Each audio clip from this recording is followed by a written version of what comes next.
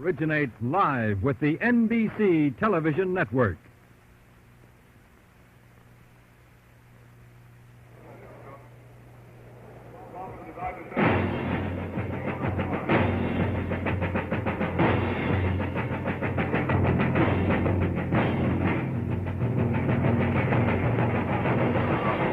NBC Sports presents the 1965 World Series.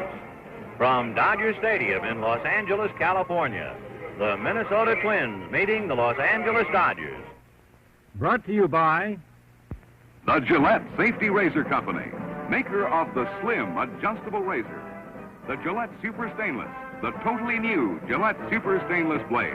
Foamy, the cream of all instant lathers. Right Guard, spray deodorant, and new Heads Up hairdressing for men. And by Chrysler Canada Limited and its dealers who sell Imperial, Chrysler, Dodge, Plymouth, Valiant, Dodge and Fargo trucks from Chrysler Canada Limited. Well, hi, everybody. This has been Scully, along with Ray Scott, ready to bring you the fifth game of this 1965 World Series. The Gillette Safety Razor Company and Chrysler Corporation also bring you the All-Star Baseball game, NCAA football, and the 1966 Rose Bowl game over the NBC network in appreciation of your continued support. The fifth game of the World Series, and after four, it's as if it is now the best 2 out of 3 instead of the best 4 out of 7. And two better left-handers you're not going to find on the scene. Jim Cott, an 18-game winner from Minnesota, and the first left-hander in almost 30 years to win 26 games in the National League, Sandy Koufax. Koufax, of course, lost to Cott the first time around. We'll see about the second time. To fill you in on the Minnesota aspect of this fifth game, the voice of the Twins, here's Ray Scott. Thank you very much, Vince Scully, and hi again, everybody. If indeed the World Series is going to evolve itself into where you're playing, since the Twins, of course, won the 2 games played in their home ballpark, Metropolitan Stadium, and the Dodgers have won the 2 played here in Dodger Stadium, then, of course, the Twins feel they'll have the ultimate edge, because this is the year that the American League team will have 4 games in its home ballpark, and the National League team 3 if indeed the series goes to 7. I do believe that the Twin players have been a bit upset at their play in yesterday's game, and how it will affect today's game remains to be seen. But as Vin said, 2 great pitchers are matched today, Koufax and Cott. Vin, let's go back to you. All right, Ray, and first of all, this game is authorized under television rights granted by the Commissioner of Baseball solely for the entertainment of our audience. Any publication, reproduction, or other use of the pictures, descriptions, and accounts of this game without the express written consent of the Commissioner is prohibited. Any commercial or other use of the program, such as by charging admission for its showing, is similarly prohibited unless authorized in writing by the Commissioner. Another big crowd, and this could be the hottest day of the series, game number 5. It has come up hot and clear. And to take another look at Dodger Stadium and refresh your memory, it is 330 down the left field line, and it's a symmetrical ballpark, falling away to 380, as you see. And way out where the big boys hit him, 410. The same way around to deep right center and right, and the visiting bullpen situated back of right field. The attendance for the first 2 games, we had 55,934 and 55,920, and another crowd of around 55,000 expected today. Some of the members of the bullpen contingent for the Minnesota Twins. And they had their first real airing yesterday when Alan Worthington and Bill Price came in to relieve, and the day before when Jimmy Merritt and Johnny Klipstein came in. The Twins in the first 2 games had complete games from Jim Grant and Jim Cott. Talking about Jim Cott, there's the talented left-hander right now, loosening up in front of the Minnesota dugout. Jim, an 18-game winner, 18 and 11, pitched a strong game to beat Sandy Koufax 5-1 in the second game of the series. And there is the same Koufax who went 6 innings against the Twins, allowed 2 runs, only one of them earned.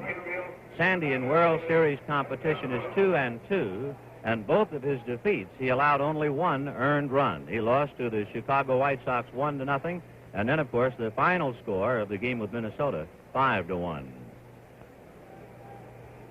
The pregame meeting at home plate and the exchange of batting cards, and we'll take a look at the names on the Dodger card right now.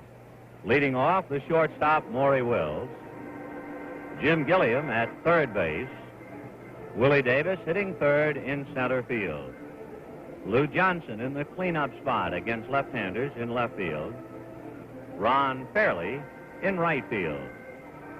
Wes Parker will be at first base. Dick Tracewski playing for the injured Jim Lefevre at second.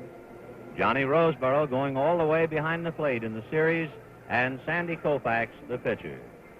The 5th game of the 1965 World Series is being brought to you from Dodger Stadium in Los Angeles, California. Now you can wear your hair in simply dozens of delightful styles and know every hair will keep its place. Thanks to Adorn, the holdingest hairspray. Adorn never lets a dew down, so let yourself go. Try your hair sleek and sultry with tantalizing side effects. Adorn it?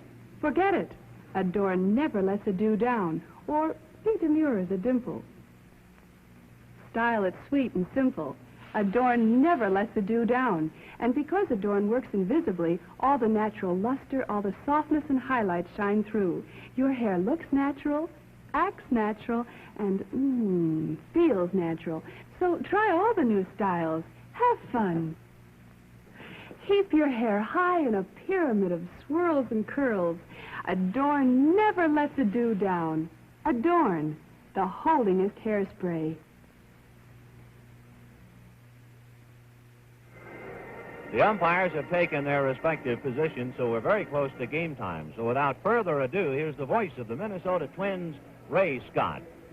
Thanks again, Ben. The umpiring assignments today at the home plate: Bob Stewart of the American League, the National League's Ed Fargo at first, Ed Hurley of the American League at second, Tony Venson of the National League is at third. On the foul lines in left, John Flaherty of the American League, and from the National League, Ed Sudol along the right field line. Now the starting lineup before this, again, packed house at Dodger Stadium in Los Angeles. And incidentally, the weatherman has been most kind today. Brilliant sunshine. Much warmer day than we have had the last 2 days here in Los Angeles. And let's take a look at the Twins. The shortstop leading off, Zoilo Versailles. The center fielder, Joe Nosick. Batting third, the right fielder, Tony Oliva. Harmon Killebrew again in the cleanup spot, the Twins' third baseman. Earl Batty will catch today and bat in the number 5 spot. The left fielder, Bob Allison, bats 6. First baseman, Don Mincher, in the 7th spot. The second baseman, Frank Quillisi, bats number 8. And left-hander Jim Cott, regular season record, 18 wins, 11 losses. A winner in the second game of the World Series over Koufax, as the Twins won that one 5-1. The color guard poised.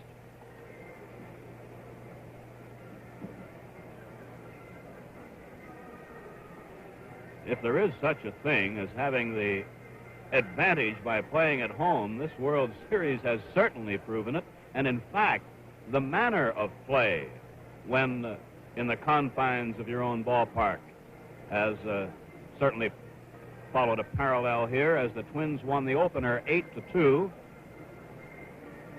The second game, 5-1. That was the first matching of Koufax and Cott.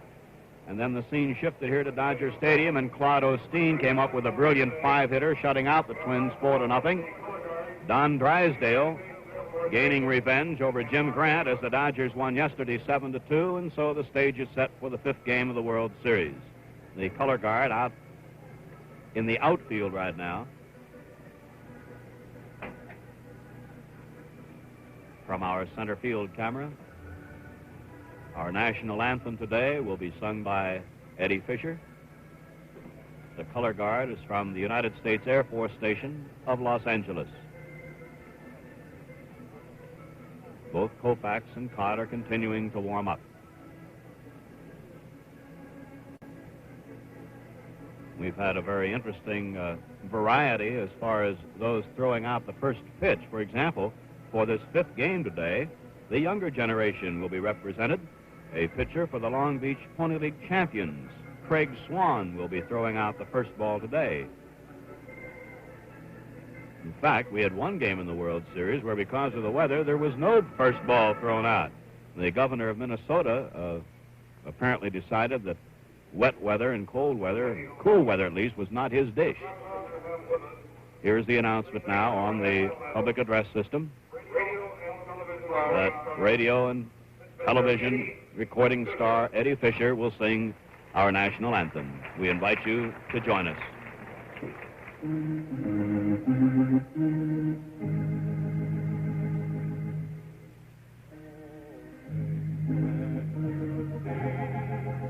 By the dawn's early light, what so proudly we hailed at the twilight's last gleaming, whose broad stripes and bright stars through the perilous fight, for the ramparts we watched were so gallantly streaming, and the rocket's red flare, the bombs bursting in air, gave proof through the night that our flag was still there. Oh, say does that star-spangled banner yet wave o'er the land of the free and the home of the brave?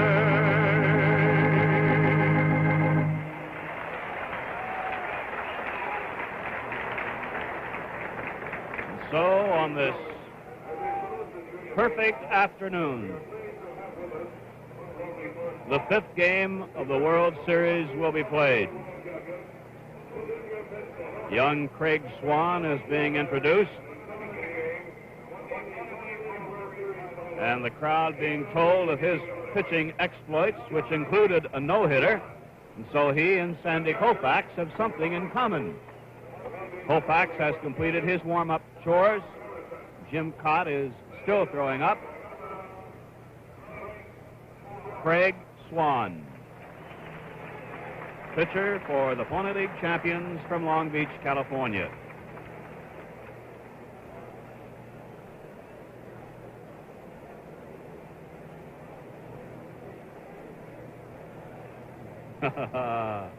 Who shook?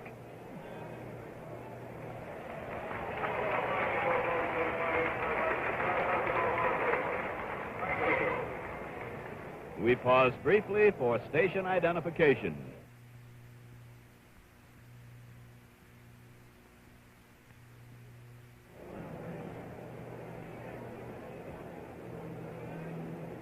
If you play center field at Dodger Stadium and the ball comes off the bat, you must find it somewhere in that background. It presents quite a chore. Joe Nosick, who is playing in center field today for the Twins, remarked before the start of the first game here at Dodger Stadium of the World Series, the third game of the series, that he was hoping the sun would not come out because he felt that with the haze, an outfielder had a chance. Some sort of a background would be provided. But today, the weatherman has dictated that we will have brilliant sunshine. This 1965 World Series game is being brought to you live and in color exclusively on NBC.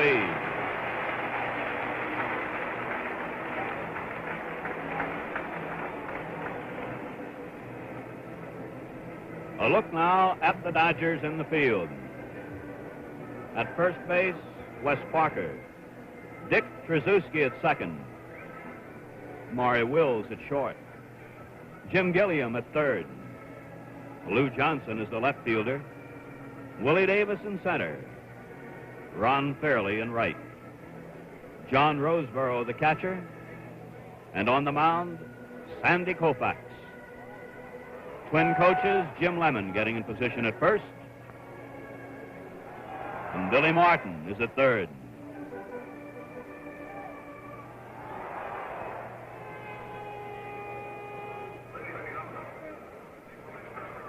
Then, I wonder if I could ask you a question here as the Twins Versailles comes to the plate. I don't believe that, or I believe that there are many of our fans who are not really aware of the condition of Sandy's arm as far as what he must do to get ready to pitch a game. Well, Ray, in essence, it is referred to as a traumatic arthritic condition. And although he warms up the usual time, 20 minutes, it sometimes will take him 4 innings to get ready. And he said that in Minnesota, on that kind of wet, gray day, he really didn't feel right until the 6th inning. One of the standout players in this World Series, Zoilo Versailles, starts it off, along with his counterpart at shortstop for the Dodgers, Maury Wills. Versailles has 6 base hits in the series and 17 at-bats. So he and Wills leading in that particular department. Gilliam tied at third, and the first pitch of the 5th game. An attempted bunt is fouled back for strike 1. When Versailles faced Koufax in the 2nd game of the series, he was 0 for 3 against Koufax, but he did triple in the 7th inning against Peranoski. A ball, 1-1. I asked Sandy about the second time around. This is what he said. Well, the second time that you face a ball club, you do have an idea of what kind of hitters they are, a little bit better than you do the first time. Of course, they have an idea of what kind of pitcher you are. You just hope that you have your good stuff and your good control. 2-2 to Versailles. Getting a look at the Koufax fastball. Versailles has homered, tripled, doubled, and has 3 singles. To short. To first, 1 away.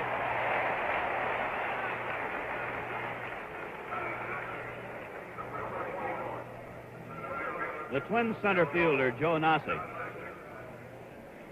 platooning in center with Jimmy Hall in manager Sam Mealy's scheme of things for World Series play. Joe in the series has shown himself to be a fine outfielder, and at the plate has 3 hits and 8 at-bats.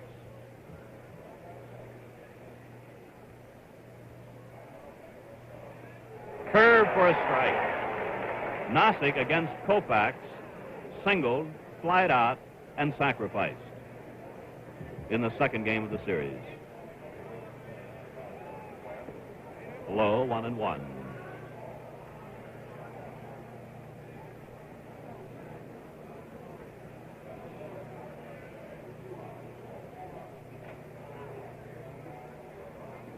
Strike, 1-2.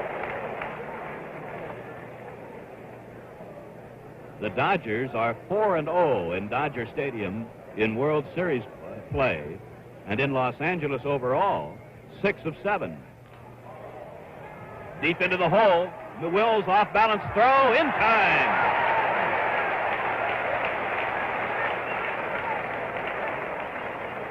Oh, there is a strong arm.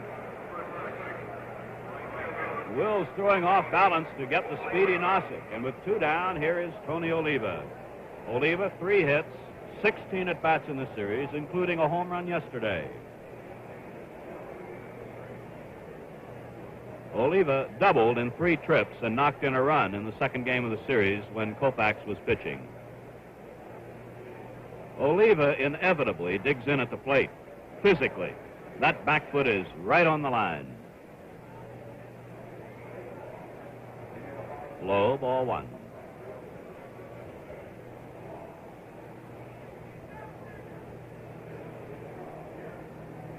It is almost as though Tony prefers a starting block.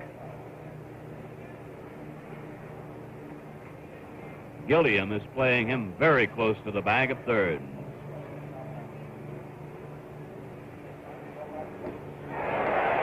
One and one.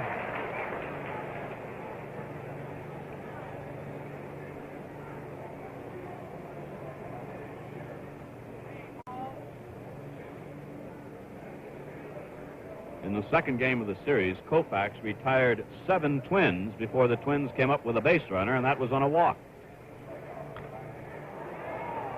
Koufax out. The Twins are retired 1-2-3. And so at the end of the first half inning, the score is the Twins nothing, and the Dodgers coming to bat. Not long ago, the stainless steel blade was one of the best razor blades you could buy. Today, you might as well forget it. It and every other ordinary stainless steel blade. Because of this, the Gillette Super Stainless, the totally new Gillette Super Stainless blade. The new Gillette Super Stainless is better than any other blade you've ever used because of 2 things. A new high-chrome stainless steel that takes and holds an incredibly sharp edge, and a smooth new coating, more effective than anything else discovered. The result? Miracle edges and a cleaner, closer, more comfortable shave. So don't buy just another stainless steel blade. Make it super stainless. Gillette Super Stainless with the miracle edges. Your shave will last longer. So will the blade. The Twins defensively. At first base, Don Mincher. Second base, Frank Quillisi. The shortstop, Zoilo Versailles. The third baseman, Harmon Killebrew. Bob Allison is in left. Joe Nossick in center. Tony Oliva in right. Earl Batty is the catcher. And Jim Cott is on the mound. First base coach is Danny Ozark for the Dodgers, and at third, Preston Gomez. Last of the first and no score.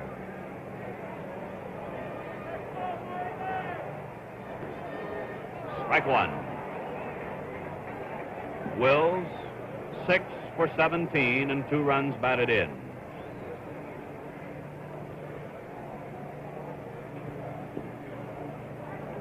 Breaking ball a bit low, 1-1. Note the Twins' inner defense against Wills. Only Versailles close to normal position. Fair ball. Ground rule double.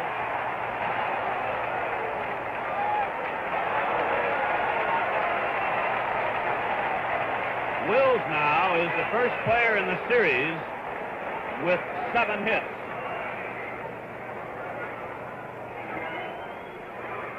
And now the second member of the Dodger infield, Jim Gilliam, 2 for 15.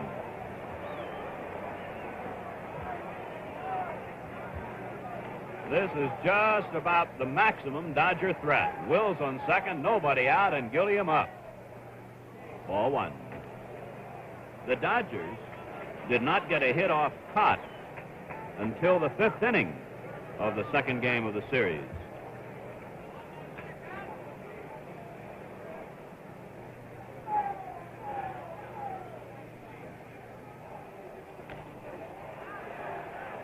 Foul at first. 1-1.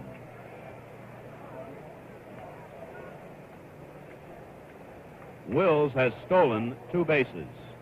The Dodgers as a team have stolen 5 in the series, whereas the Twins have stolen just 1.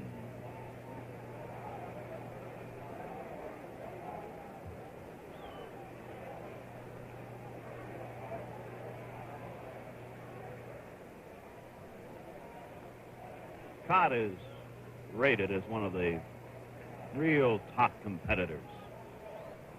Fields his position extremely well, and he has all the pitches.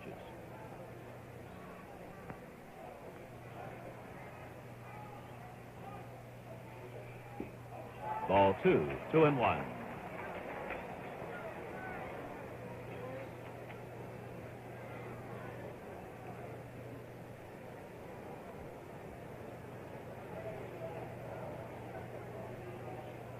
Killebrew is even with third. Ball 3.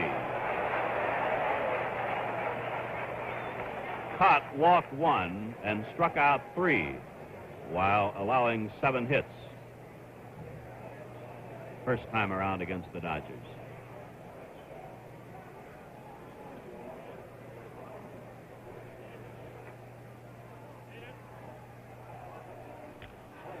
3-2.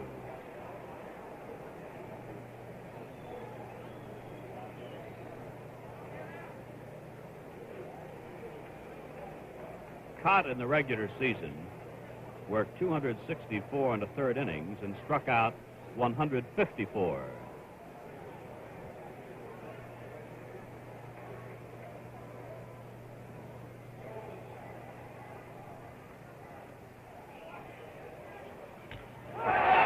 Base hit. The throw cut off. It's 1-0.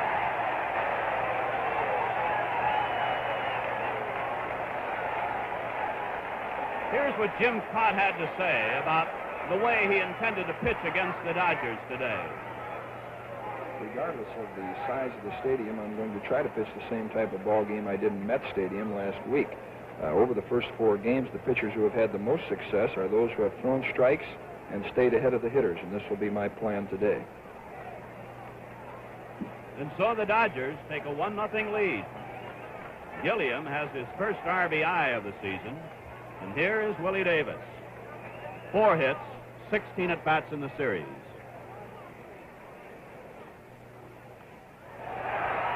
Killebrew.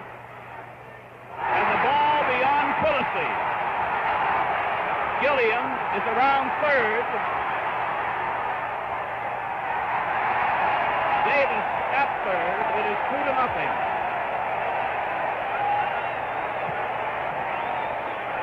It is a sacrifice and an error charged to the second baseman, Quillisi.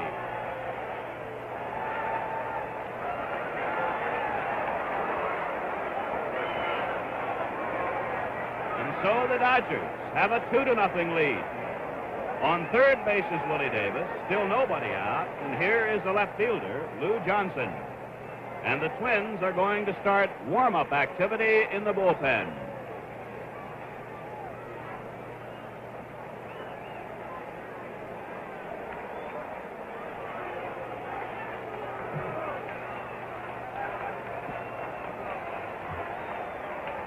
The infield is at the edge of the grass. Ball 1. Johnson 5 for 14, including a home run. Dave Boswell, 20-year-old Twins right-hander, starts working in the bullpen. Foul. 1-1.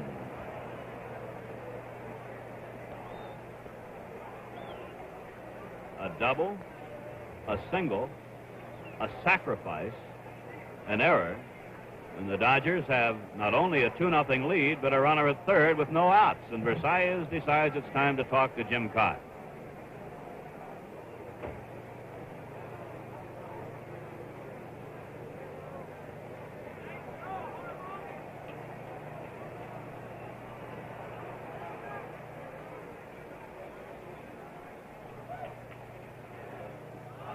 Almost a wild pitch. Ball 2 and strike 1.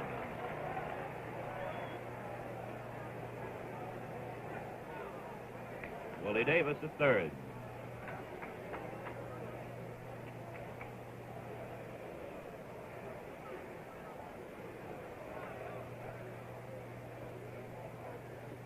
Foul. 2-2.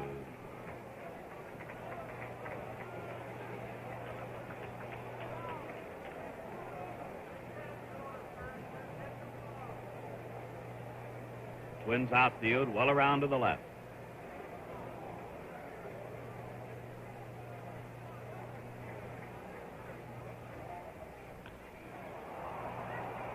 Quillisi, the second baseman, calling. 1 out.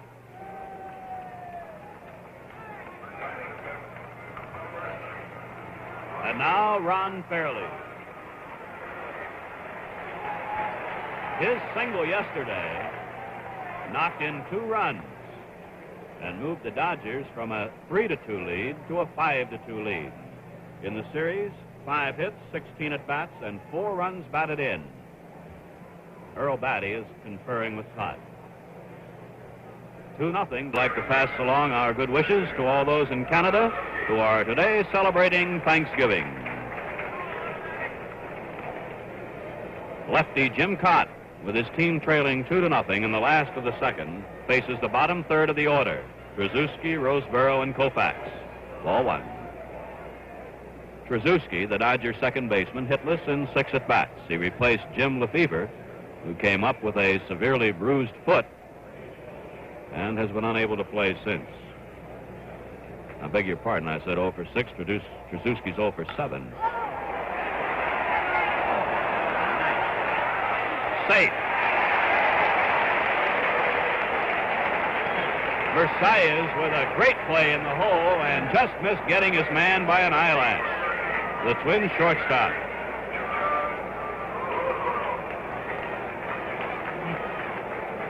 Here's a look at that play again.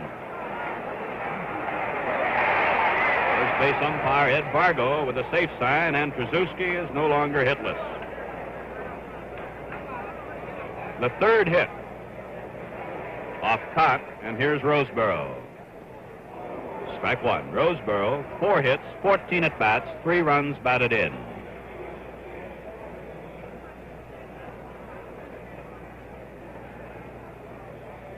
An intense look at third base coach Preston Gomez by Roseboro.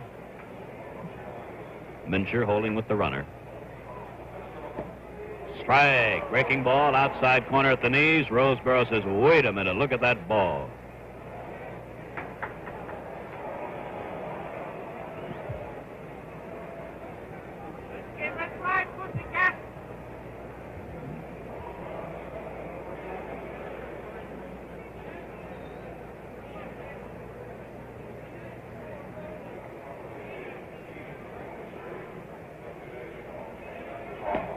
Just missing at the knees. Ball 1, strike 2.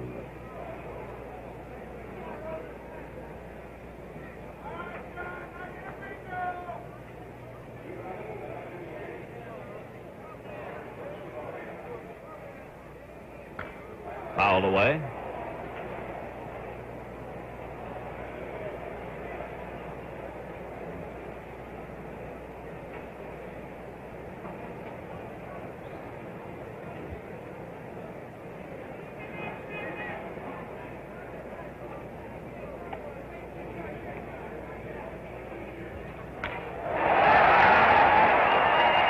Hooking foul.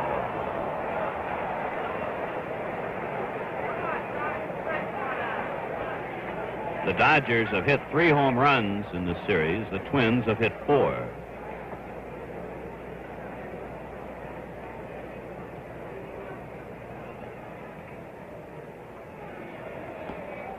Curve low, 2-2.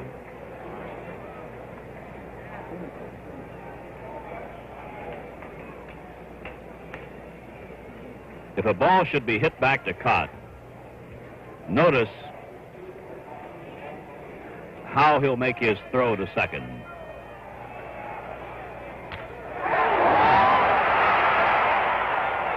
Safe.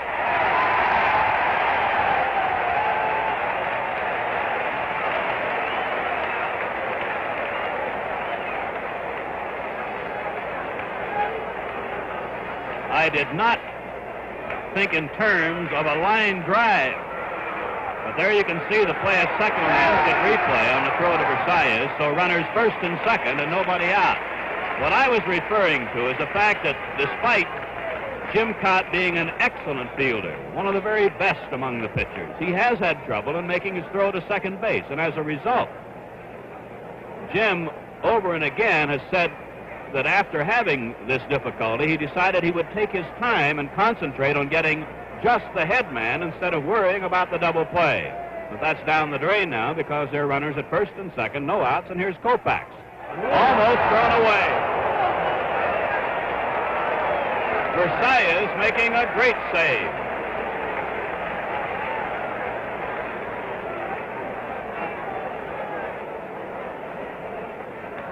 An infield single and a fielder's choice and runners at first and second. Strike.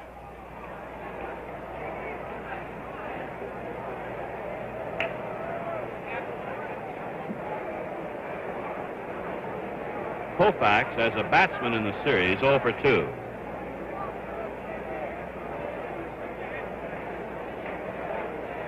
Versailles is straddling the bag at second.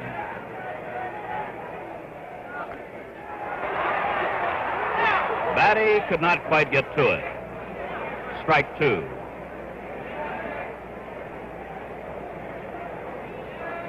Dodgers 2, the Twins nothing. Last of the second, 2 on and no outs. And Cott desperately trying to keep this game in hand. He pitched out of a big trouble spot in the first inning. The Dodgers had 2 runs in and a runner at third with no outs.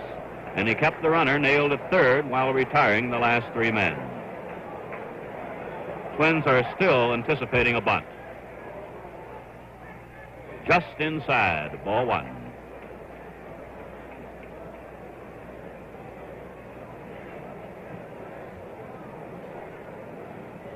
Preston Gomez has relayed manager Walter Alston's wishes in this situation. The Twins believe that Koufax will be bunting. Strikeout. 1 away.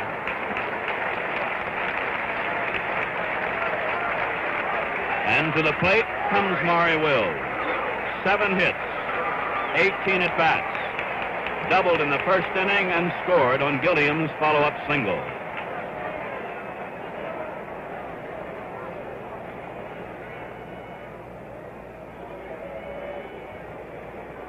It was the second double for Wills in the series.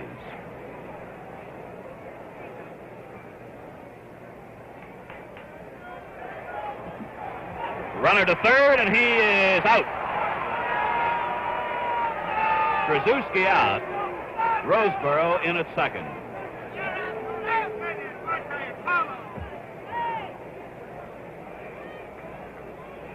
Watch the runner now on the instant replay. Trzaskowski. Third base umpire Tony Benson makes the call. So 2 down. The first pitch taken for ball 1 by Wills.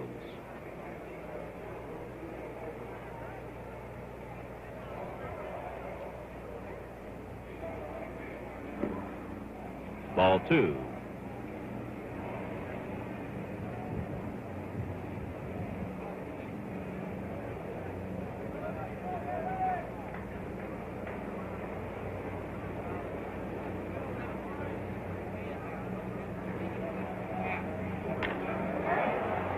Quillisi to Mincher. Cott pitches out of trouble, and the Dodgers are out. And so, at the end of the second inning, the score, the Dodgers 2, the Twins nothing. See this man? He's using a stainless steel blade. Has since they were introduced. He thinks they're great. Yet, he'll never buy another one. Nope. He'll never buy another ordinary stainless steel blade because the Gillette Super Stainless is here. The totally new Gillette Super Stainless blade, made of a new high-chrome stainless steel that takes and holds an incredibly sharp edge, with a smooth new coating more effective than anything else discovered. The result? Miracle edges and a cleaner, closer, more comfortable shave. So don't buy just another stainless steel blade. Make it super stainless. Gillette Super Stainless with the miracle edges. Your shave will last longer. So will the blade.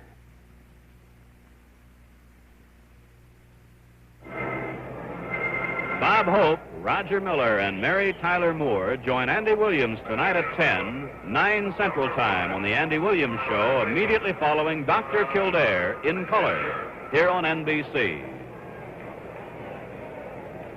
In the Twins' third, Don Mincher, Frank Quillisi, and Jim Cott to face Sandy Koufax as the Dodgers lead by 2-0. Koufax has struck out 2. The Twins have not been able to come up with a base runner.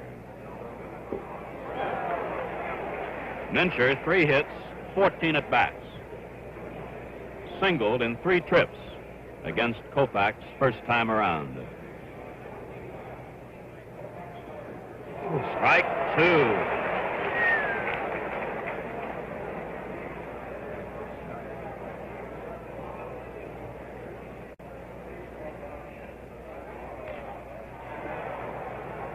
shallow right field.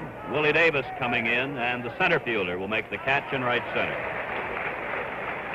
7 in a row retired by Koufax, and here is Quillisi. At the same stage of the game, when Koufax worked the second game of the series, Quillisi became the Twins' first base runner by walking. In the series, the Twins' second baseman has had 2 hits in 12 trips, with no hits since the first game. Strike.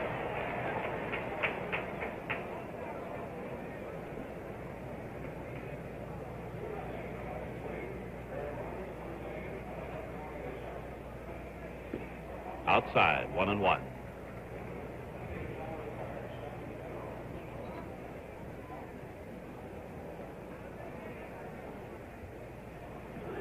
A let-up delivery, strike called.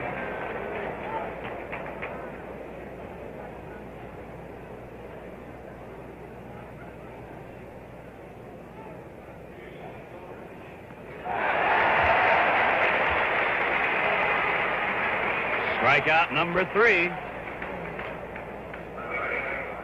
And with 2 down in the third, here is Jim Cott. Koufax struck out Cott twice. Later on in that game, Cott singled and knocked in 2 runs. But Koufax had departed.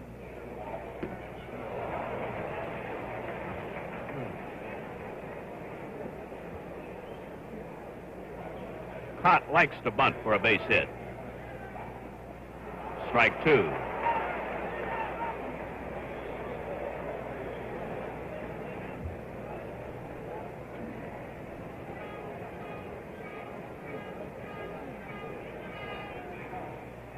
Fouled back on the bunt attempt, another strikeout. 9 in a row retired by Koufax. So at the end of 2.5 innings, the score is the Dodgers 2 and the Twins nothing. You wouldn't think of buying a dress too small or a sandwich too big. You wouldn't have a mop too short or eyelashes too long. You insist your glasses fit right. Your cake bakes light. But what about your pen? Size counts there too, and just as much. Size makes writing easy or hard, cramped or comfortable. That's why Papermate designed the 3 different sized, shaped, and weighted pens in the Papermate Profile Trio. That one's the slim, light, responsive, smart.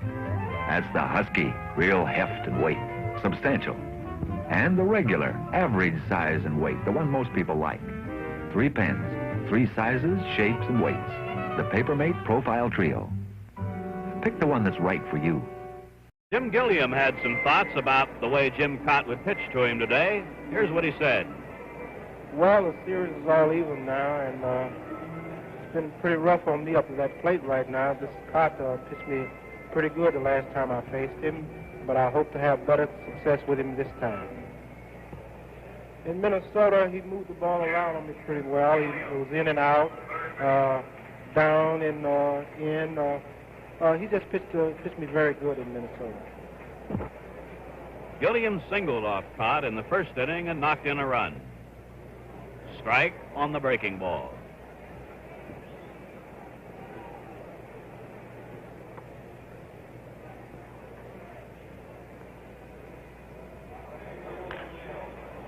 Killebrew to Mincher.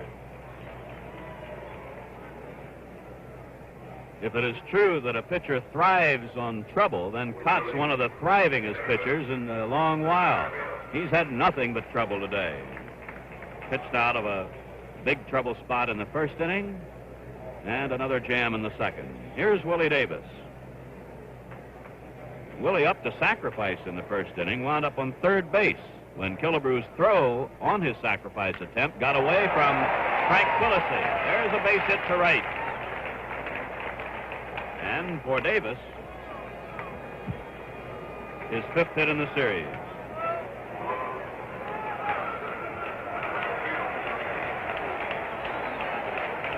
Hit number 4 off Cott, Here's Lou Johnson, popped up to the second baseman in the first inning.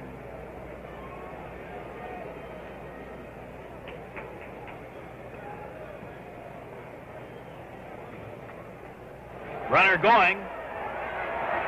Throw very high, safe.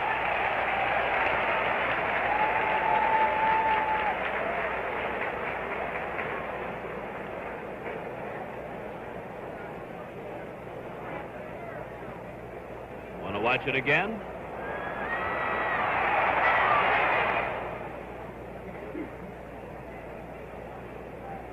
"25 stolen bases for Davis in the regular season, his first of the World Series.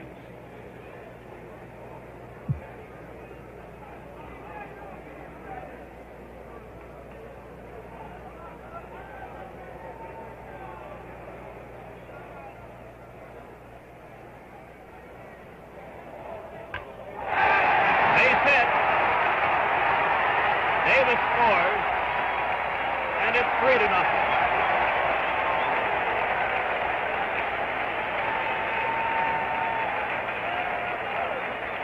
Johnson's third run batted in as he belted the off-speed pitch into straightaway center.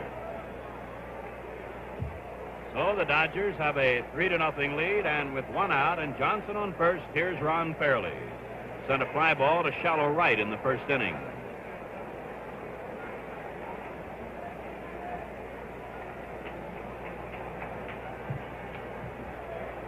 For the second time in this game, Dave Boswell is up in the Twins' bullpen. Strike.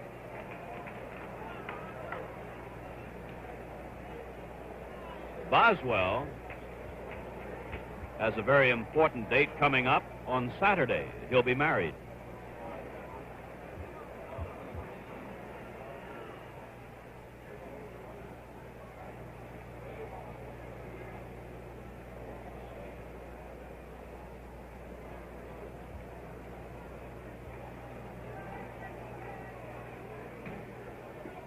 Inside, 1-1.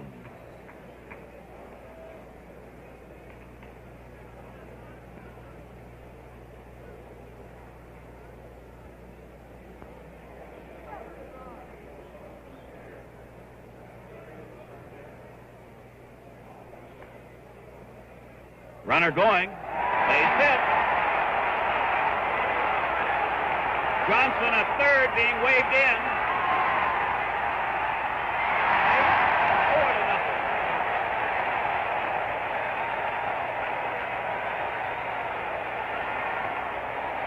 Lou Johnson headed for the dugout. And manager Sam Mealy is headed for the mound. Fairley has taken over the lead in the World Series in runs batted in. That's his fifth. And the call to the bullpen. And here's what Sam Mealy had to say before today's game started. We certainly are not discouraged just because we lost 2 straight. We know that the Dodgers are a good ball club. We've bounced back all season long, and I feel that we can do it again. We're going with a fellow that beat the Dodgers in our own ballpark, and we beat the fellow pitching against us, and I think that we have a good chance of winning this ball game. We are aware of the type of the play that the Dodgers are playing. We know that they run real well, and we've played against them that accordingly. We will do so in this game also. We have to shorten up a little bit more in the infield, but we've done it in our own park, and yesterday's ball game was one of those ball games that could happen to any team on any occasion. But we play a little poorly, I must admit, but then again, a lot of other ball clubs that play poorly, they play a little poorly in our ballpark, so things look bright as far as I'm concerned.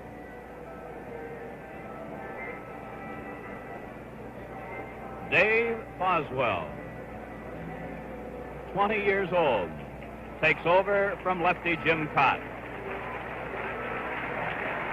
So Cott, a winner the first time against the Dodgers, is knocked out after 2 1/3 innings and is hit hard. Cott gave up 6 hits, struck out 1, didn't walk anybody. Boswell comes on with a Dodger runner at second, Fairley. 2 runs in the 3rd inning and 1 out. Boswell missed a month of the regular season.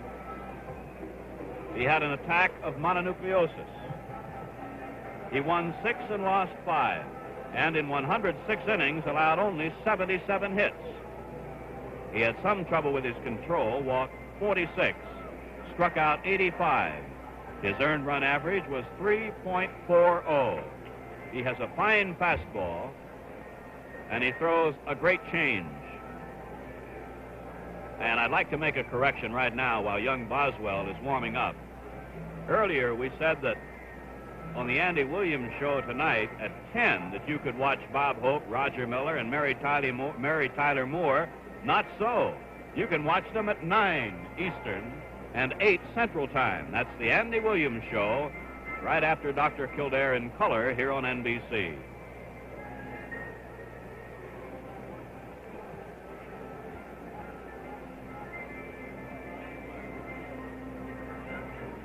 June a year ago, Boswell was in high school.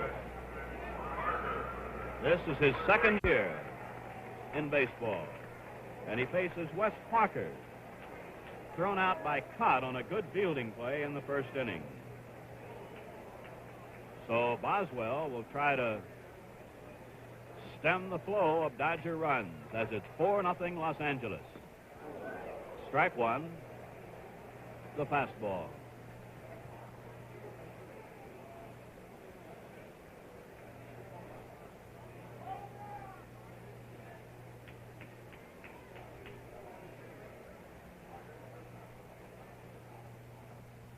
One and one.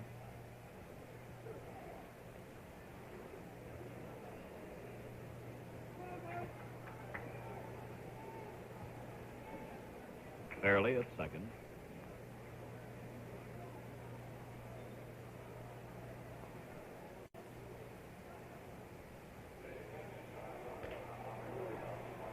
Dementia, unassisted, and Fairly moves to third. 2 down.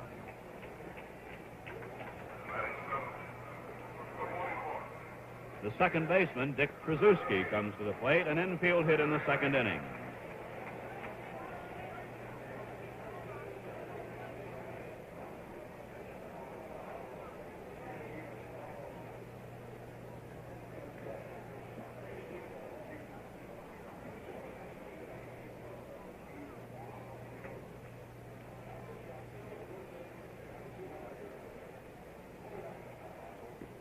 Ball 1. You know, Vin, I think our good viewers, and you'll appreciate this, Dave is a completely uninhibited young man. He says exactly what comes to his mind. And first time he saw Yankee Stadium, he was in a Twins uniform, and he came out of the dugout, looked around, he said, "Is this where I see the Yankees when they're on television?" And somebody said, "Yeah, it's Yankee Stadium." Killebrew near the Dodger dugout. Bounces high on the dugout and out of play. 1 and 1.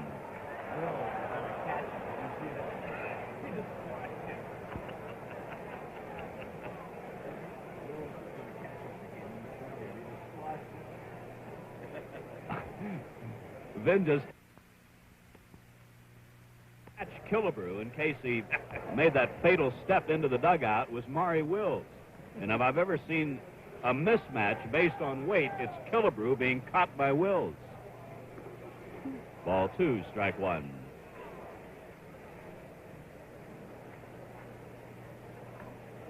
Dave Boswell on in relief of Jim Cott here in the Dodger 3rd inning, with the Dodgers leading 4-0.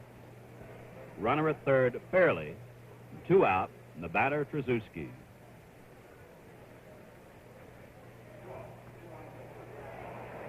Three and 1.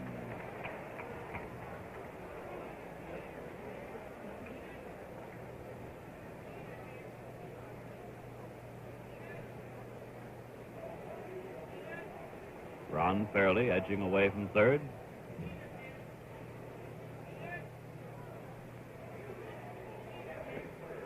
Ball 4.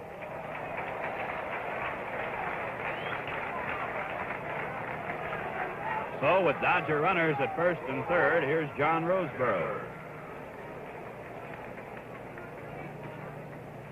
sent a hot smash back to Cott in the second inning with a runner on first.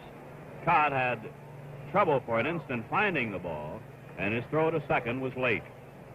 And so Roseboro was a base runner on the fielder's choice. Don Mincher motioning to the Twins' dugout about something, the Twins' first baseman.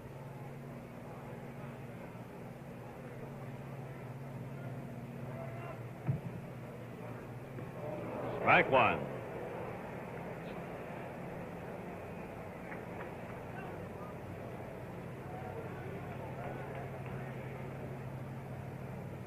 Fairley, Trzaskowski, third and first.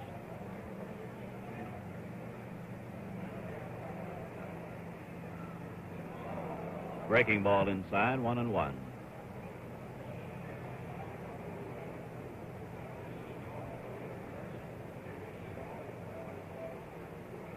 Twins outfield shading Roseboro to the right. He's had 4 hits in the series.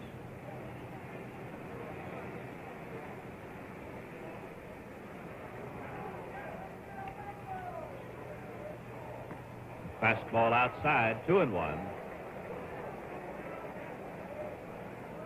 Sandy Koufax is on deck.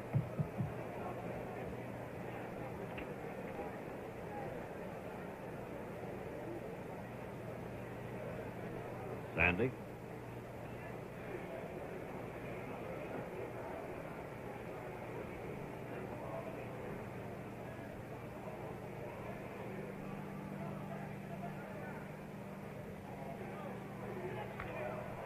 Foul away on the left side, 2-2. The Twins will have the top of the order up in the 4th inning.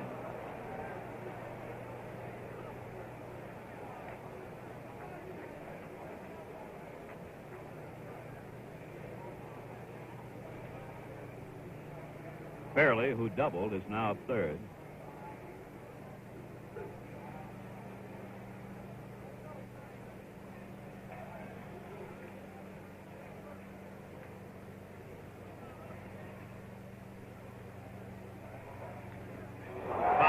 There goes the bat.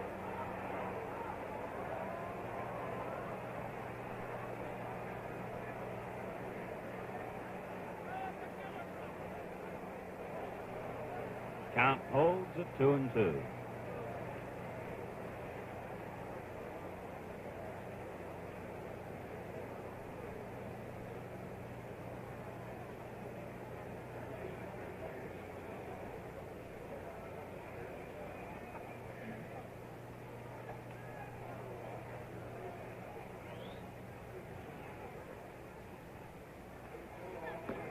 Strikeout. The safe call made at third, but it didn't make any difference. That would have been the 4th out if they'd have nailed him. So at the end of the 3rd inning, the score is the Dodgers 4, the Twins nothing. We pause for station identification. This is the CBC Television Network.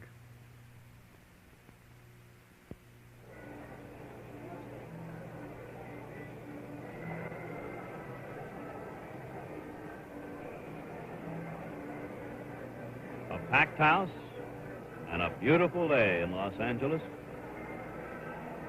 as the hometown favorite Dodgers, down 2-0 in the World Series, have not only battled back to a 2-2 tie, but the Dodgers have presented Koufax with a 4-0 lead after 3 innings. Koufax has struck out 4. Twins have yet to get a man on, and here in the 4th inning it'll be Versailles, Nossick, and Oliva.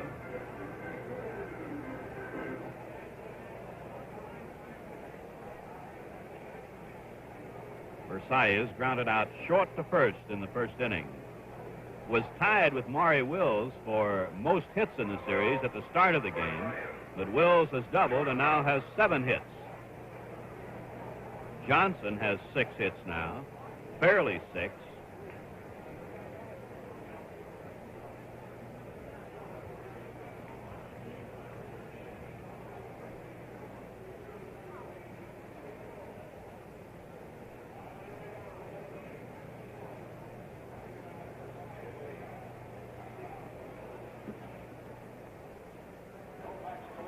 Ball one.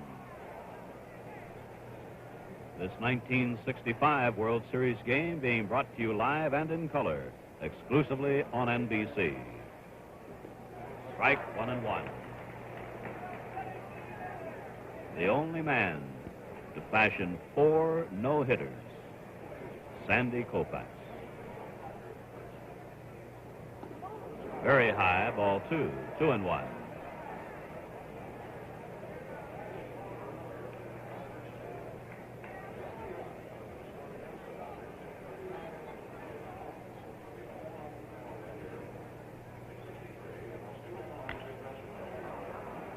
Shallow right, Ron Fairley. Shielding his eyes from the glare, and that's 10 in a row, retired by Koufax.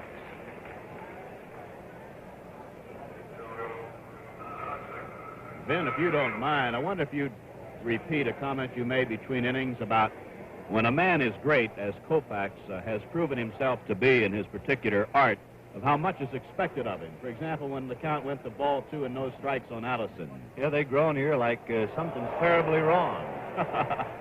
Joe Nossick chasing the high fastball for strike 1. Nossick was retired on a fine fielding play by shortstop Maury Wills in the first inning. An off-balance throw that nailed the speedy twin center fielder. Foul back, strike 2.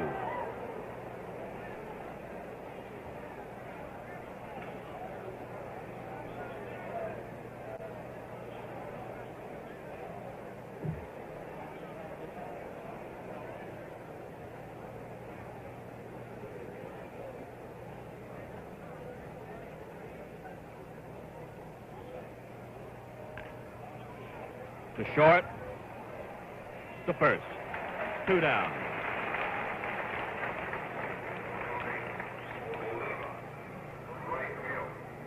And now, Tony Oliva tried to bunt his way on in the first inning and was thrown out by Koufax. Oliva has had 3 hits in 17 trips.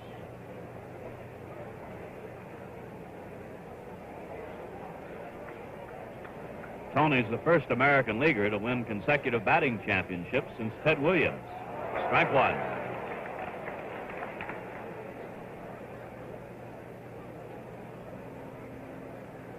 Dodgers 4, the Twins nothing. 4th inning, 2 out, none on. Strike 1 to Tony Oliva.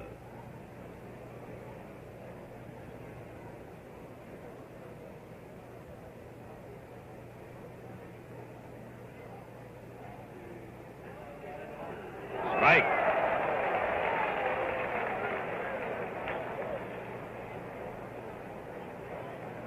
A most appreciative crowd of Koufax's efforts here today.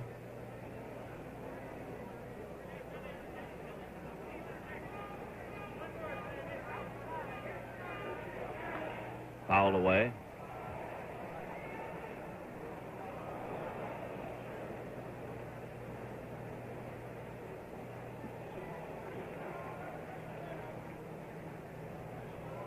From what little I've had a chance to watch Koufax, it just seems to me that Dodger fans are sort of tuned in to Sandy's frequency. They react to everything he does.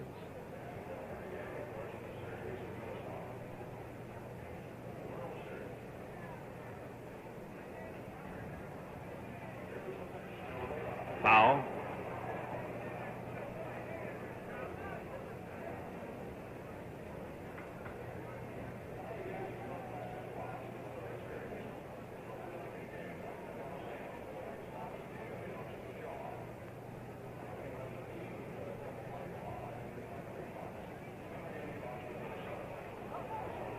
Check to swing in time. Ball 1.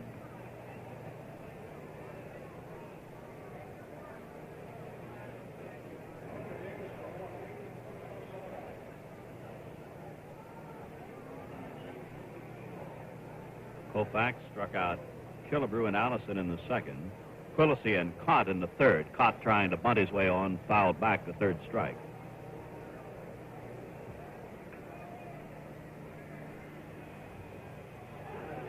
Strike 3. 12 in a row set down by Koufax. So at the end of 3.5 innings, the score is the Dodgers 4, and the Twins nothing. Not long ago, the stainless steel blade was one of the best razor blades you could buy. Today, you might as well forget it. It and every other ordinary stainless steel blade. Because of this, the Gillette Super Stainless, the totally new Gillette Super Stainless blade. The new Gillette Super Stainless is better than any other blade you've ever used because of two things. A new high-chrome stainless steel that takes and holds an incredibly sharp edge, and a smooth new coating, more effective than anything else discovered. The result? Miracle edges and a cleaner, closer, more comfortable shave. So don't buy just another stainless steel blade. Make it super stainless. Gillette Super Stainless with the miracle edges. Your shave will last longer. So will the blade. Well, all of us have been privileged to see something special so far today in this 5th game of the World Series. There's a man appreciating what Sandy Koufax is doing, and his name is Drysdale. Yesterday, Koufax was the fan, and Drysdale was the pitcher with the outstanding performance. And here is Koufax, the batter.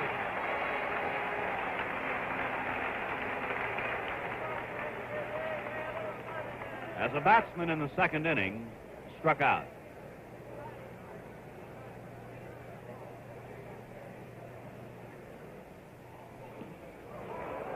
Strike one.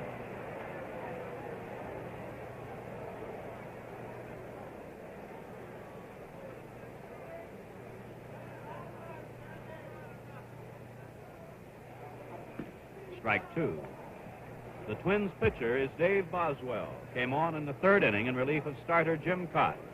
Boswell walked one man and struck out one as he finished up the 3rd inning. Strike three.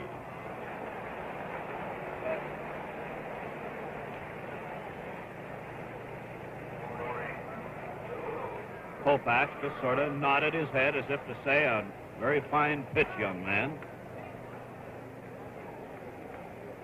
Here's Maury Wills. Doubled in the 1st and scored the 1st run of the game, grounded out 2nd to 1st in the 2nd.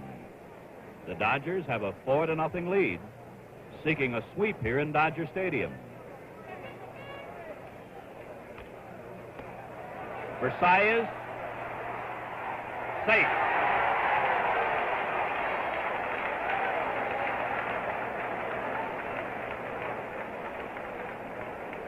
Eight hits for Wills in the series.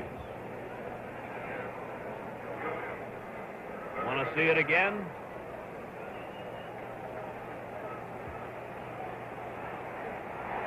Close, but safe.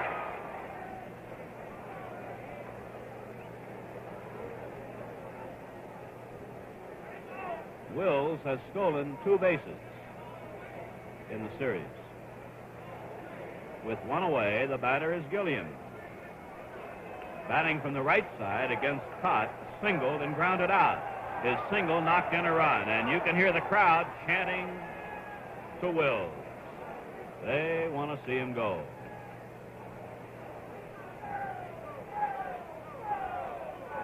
Now Boswell has a quick move to first.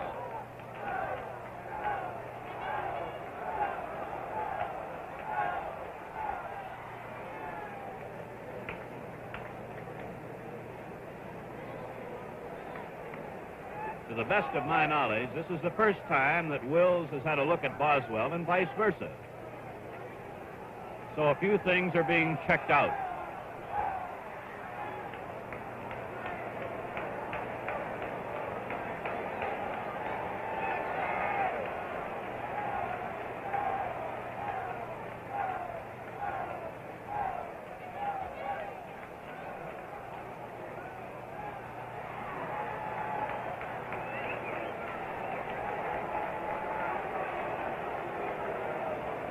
Boswell so far has done everything but throw the ball over left-handed. Gilliam wants some rosin.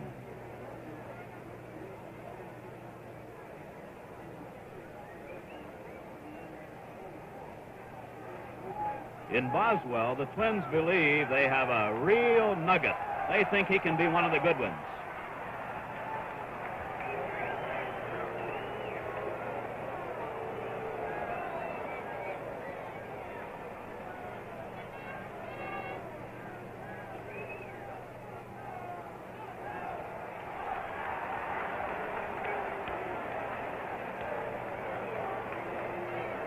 I'll say this, Boswell has been high with every throw to first. It's about ball 6 going to first base. 1 out. And Gilliam still hasn't had a chance to see Boswell's delivery.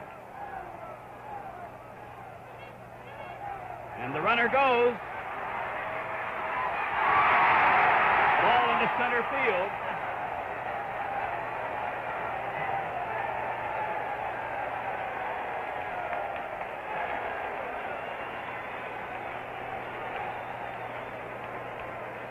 Watch it again.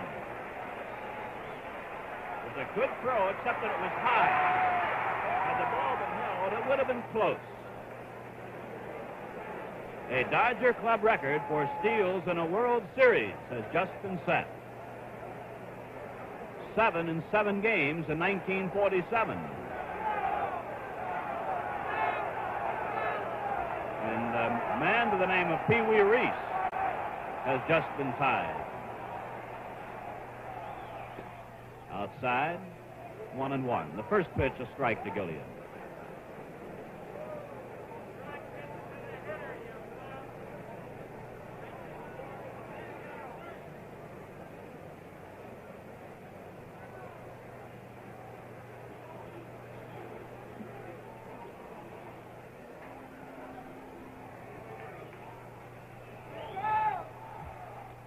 Foul, jamming him. Ball 1, strike 2.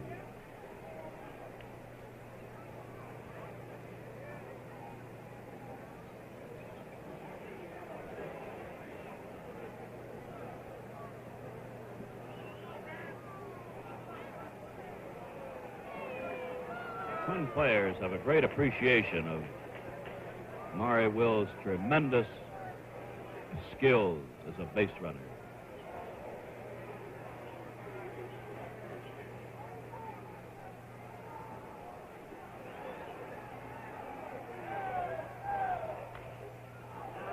Foul out of play. Still 1-2.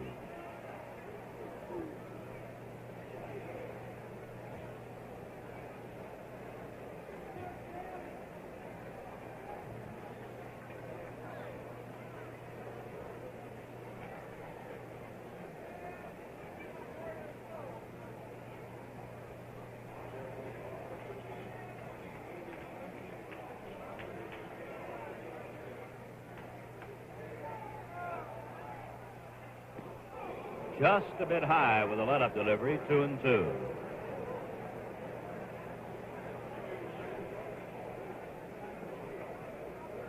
Seven Dodger hits today.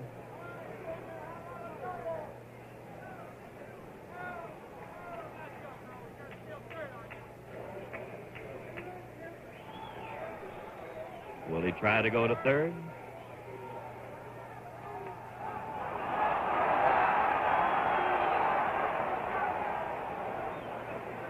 If there were a vote in the stands, Wills would go to third on a balk.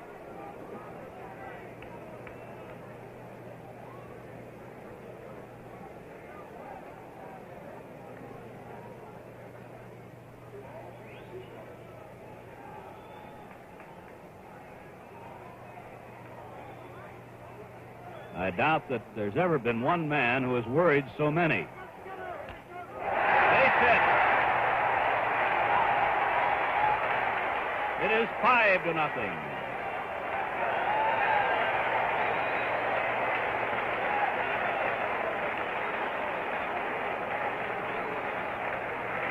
Gilliam's second RBI of the day. Here's Willie Davis.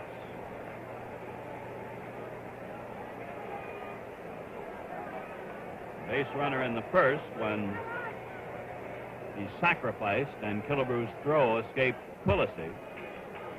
Single to right in the third, stole second, and scored. Ball one high.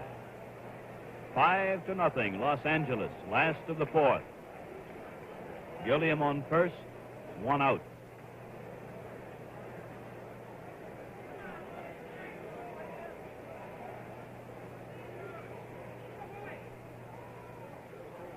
Safe.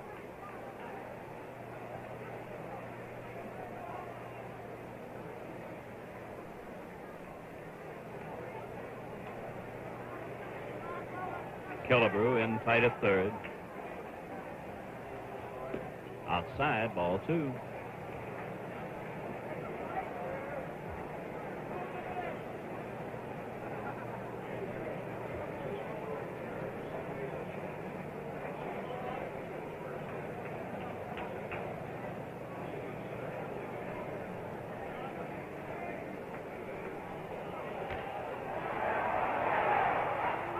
Out at second, no chance for the relay. 2 down.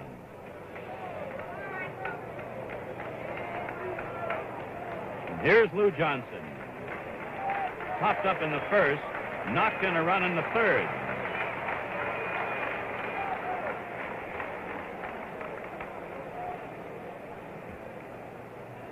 Today's attendance has just been flashed on the scoreboard. 55,801.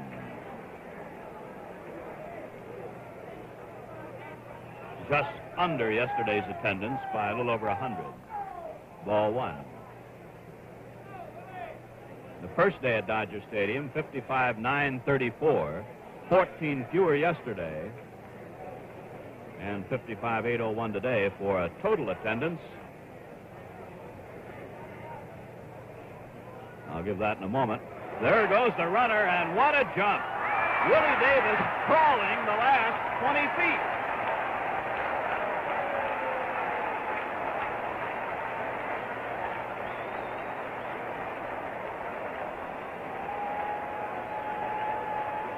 Even had a late throw been made, they might have gotten him. See what you think.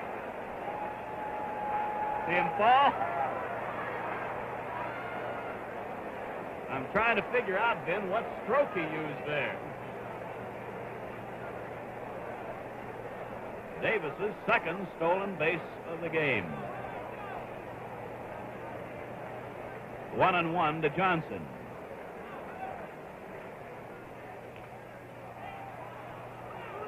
Fumble, but in time. The Dodgers are out. Score one, leave one on. And so at the end of 4 innings, the score, the Dodgers 5, the Twins nothing. Who's been using my right guard? Uh-oh. I confess. Me too, Daddy. Relax, Harry. There's an extra one downstairs, and I've got Right Guard on my shopping list. Gillette Right Guard Power Spray Deodorant is just right for the whole family because nothing touches you but the spray itself. 2 seconds gives you 24-hour protection.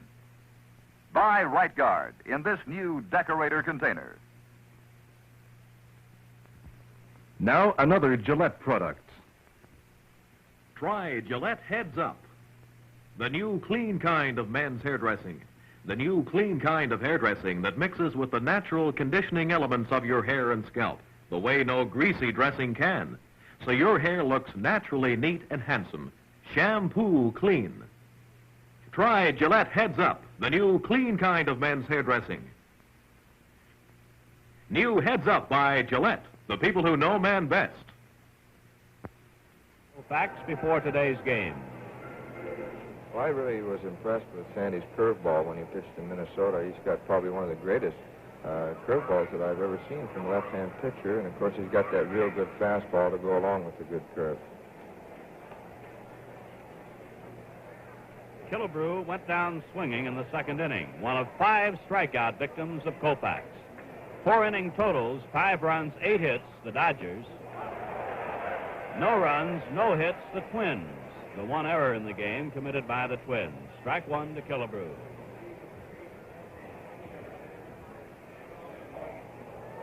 high 1-1. Thank you, Ben. The total attendance for the series, 264,152. 167,655 here at Dodger Stadium. And the scene will shift to the home ground of the Twins, Metropolitan Stadium in Bloomington, Minnesota, on Wednesday. Strike two.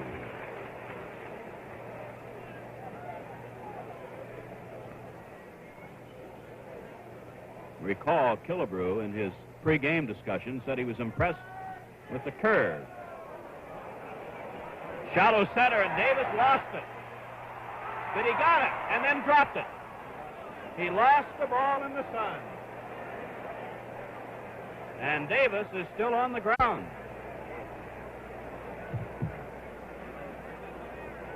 It was obvious that Davis had lost that ball. He hesitated, and to the best of my knowledge, he got the ball in his glove, but he couldn't hold on to it. It is ruled a base hit, and the crowd here reacts to that decision.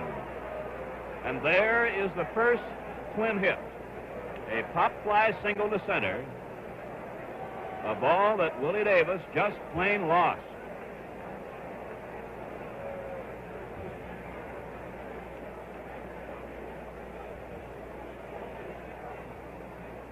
The batter is Earl Batty, flied out to right in the second inning.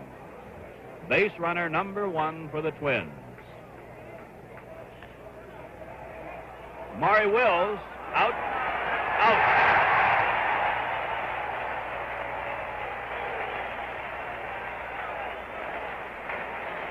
Just like that. 2 are out.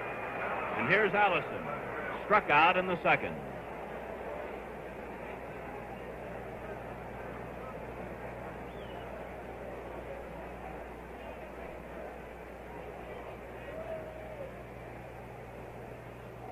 An attempted bunt, foul for strike 1.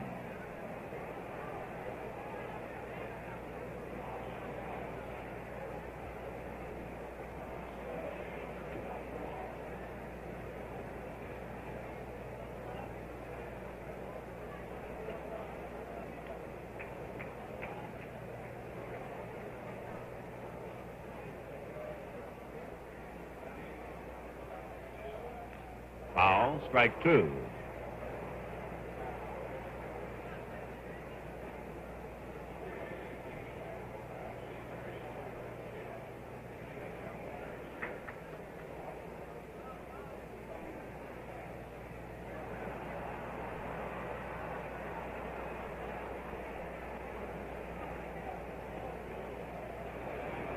Low for a ball, 1-2.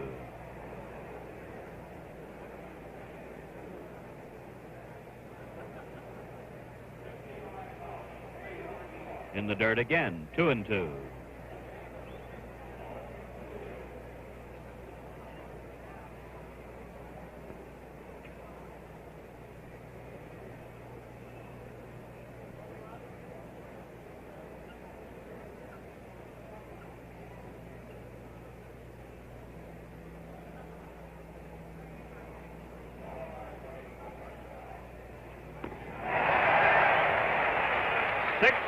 Strikeouts. The Twins get a base hit, but leave none on. And so at the middle of the 5th inning, the score is the Dodgers 5 and the Twins nothing. The second half of today's World Series game is brought to you by Chrysler Corporation. Your Chrysler Canada dealer presents Hit Parade for 66. A lineup of cars that are bound to lead the parade. Exciting Chrysler. Move up. Enjoy the Chrysler way of life. Big Dodge. Dodge gives you more than ever before. More size, more comfort, more pride. It's a lot more car for your money. Swinging Coronet by Dodge. Coronet's a new idea from Dodge. Plymouth. Twice the Tiger for 66. There's the hot new Belvedere, a smart new Sizzler from Plymouth. Then there's the big new Plymouth Fury. Nothing goes like Fury. Spirited Valiant. Nobody beats Valiant for value. See them all now at your Chrysler Canada dealers during Hit Parade 66.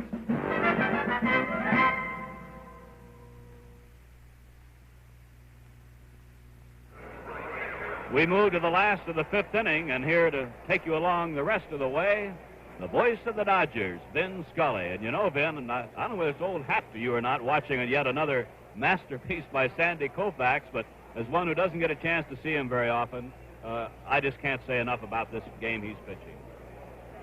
Thank you, Ray, and hi, everybody. Strike one to Fairley.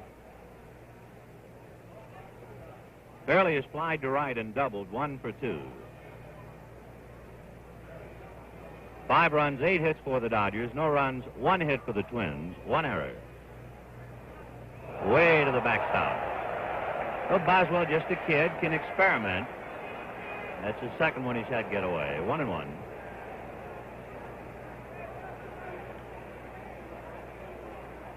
Koufax, of course, is the only man in baseball to pitch 4 no-hitters, and he already has a perfect game tucked away. Ball 2.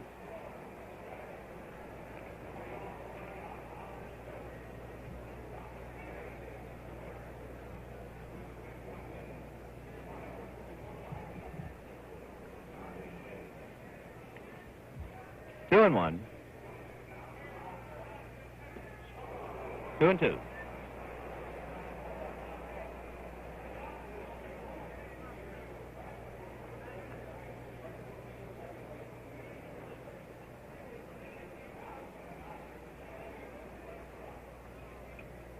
Dodgers 5, Twins nothing here in the bottom of the fifth. Fifth game of the World Series. Dave Boswell in relief of starter Jim Codd. Ball 3.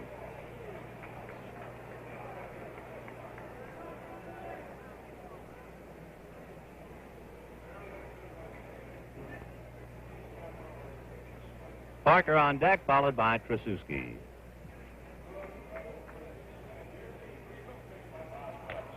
Line to center. Nossick in a hurry, but it's a base hit. So Ron Fairley has come alive. He's 2 for 3 today.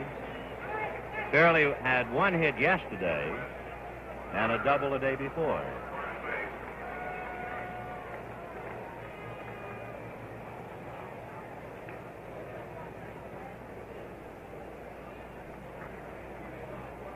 Nine hits for the Dodgers. Parker looking for his first, and Roseboro and Koufax.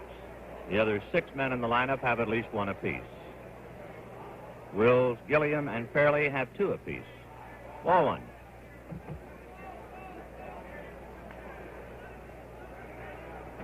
Dodgers scored twice in the first, twice in the third, once in the fourth.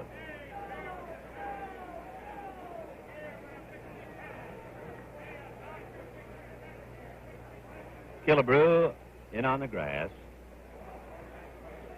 Fairley goes, hit and run, and a fly ball to left field and deep. Allison goes back, makes the catch, and Fairley hustles back to first base.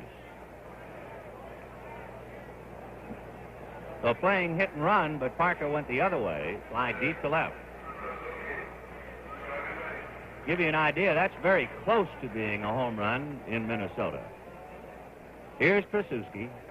Infield single and walk. Versailles making a great play to even get the ball in the second inning.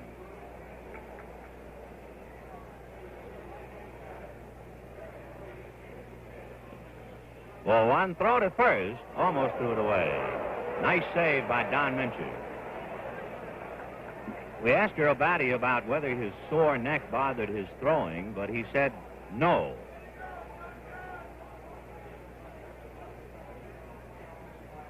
Yesterday, he was unable to move his head from side to side. He was able to do it today. Fouled away. 1-1. The Minnesota Twins will head for home after the ballgame. The Dodgers will stay in Los Angeles, work out here at Dodger Stadium tomorrow, and then fly out to Minnesota. A reminder, tune in Wednesday, 2:45 Eastern Daylight Time, for the 6th game of this 1965 World Series. Missed the bunt. 1-2. 5 runs, 9 hits, and no errors for the Dodgers. No runs, 1 hit for the Twins.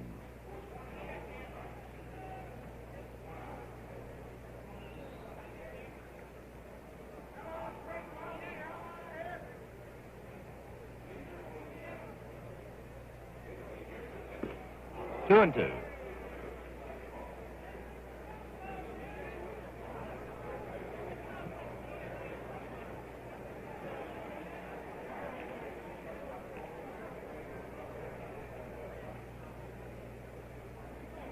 Johnny Roseboro on deck.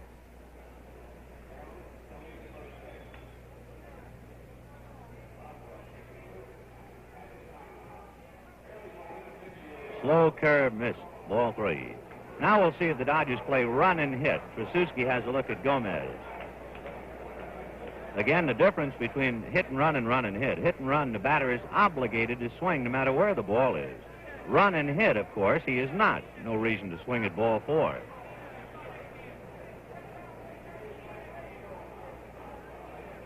Fairly goes.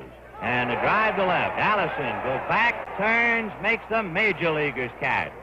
And Fairly back to first, and he has to hurry. Boy, Bob Allison made a fine play. That perhaps was not as eye-catching and dramatic as the sliding catch in Minnesota, but believe me, that's a major league play.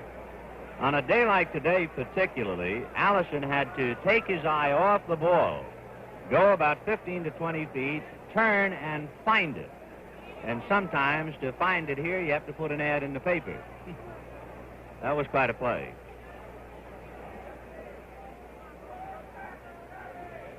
Ball 1. Roseboro sacrificed and struck out. He's 0 for 1. Dodgers 5, Twins nothing in the 5th, with Mincher, Quillisi, and Boswell Spot due up in the 6th.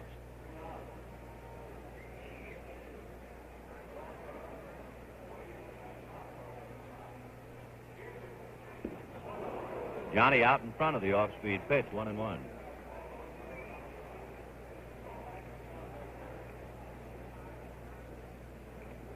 Roseboro is nicknamed on the club Gabby because he's so quiet. A little high, 2-1.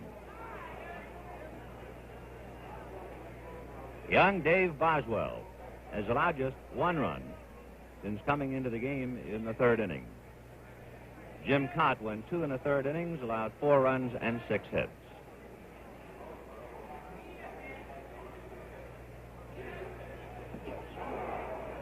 Two and 2. Sandy Koufax on deck.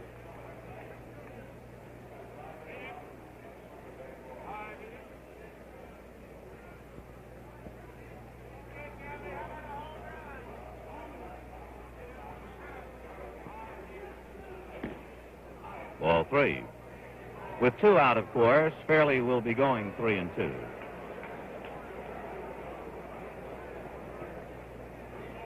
The Dodgers would like to get Roseboro on, if nothing else, than to get Koufax out of the way so that they could start off the 6th inning with Wills.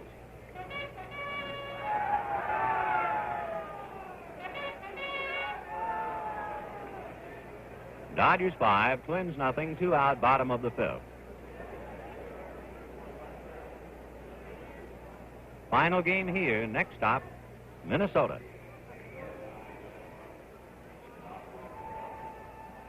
Fairly goes, fouled away. Duran getting in shape going down. There was a hit and run play and Parker fly deep to left. He had rounded second and hustled back. It was a run and hit play with Trasuski. He raced to second base and had to hustle back just ahead of Allison's throw. And he's going 3 and 2 with Roseboro. He'll be a couple of inches shorter. Ball 4, so they get Koufax to the plate.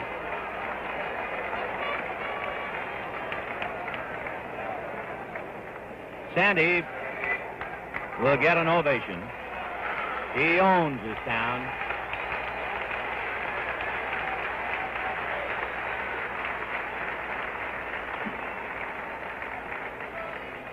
Not only Los Angeles, Sandy's the only pitcher I've ever seen who gets an ovation in every park in the National League when he comes out of the dugout to warm up. It's somewhat like the maestro ascending the podium. 4-1. As a batter, he has left something to be desired. He struck out twice.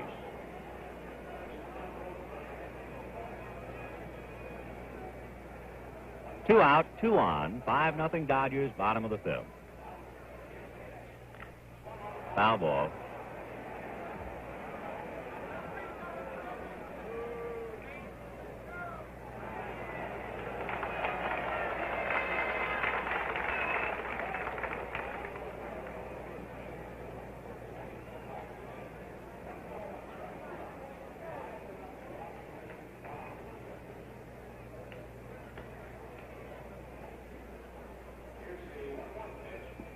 Ball 2.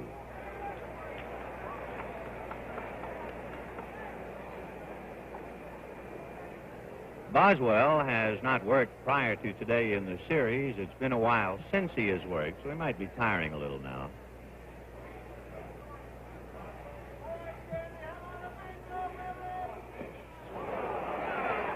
Figures to be Dave's last inning of work anyway. He'll bat third when the Twins hit in the 6th. Fairley at second. Roseboro at first. 2 out, 5th inning, 5-0 Dodgers.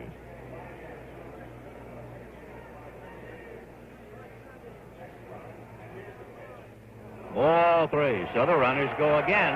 And it means for the 4th time in the inning, Ron Fairley is going on a pitch.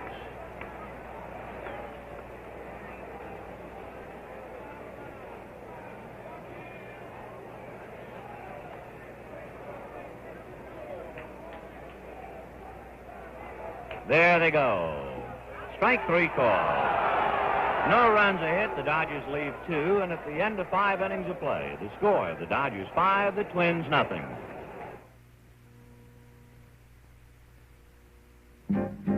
Get more. Get a lot more. Get a lot more car for your money. Get Dodge for 66. Get Dodge for 66. Dodge! Dodge goes like the wind, with 440 cubic inches of scorching V8 power. Dodge corners like it's on rails. Dodge rides like velvet on a road-smoothing 121-inch wheelbase. Dodge is a very exciting car. Thrill to Dodge soon. It's a lot of car. Get Dodge! It's the most car in the popular price field. Get Dodge for 66.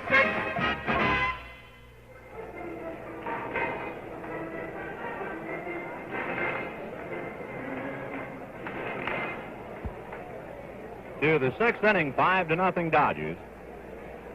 A reminder, who is Melody Johnson? She's an enchanting, exciting new star. Where can you see her? Wednesday evening when Bob Hope presents the Chrysler Theater with special guest Mickey Rooney at 9, 8 Central Time.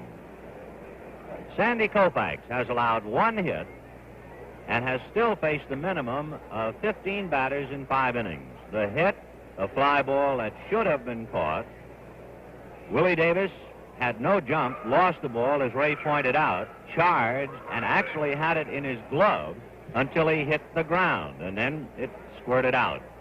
That's the only hit, and the only man to get aboard. Don Mincher, Frank Quillisi, and Boswell spot in the 6th.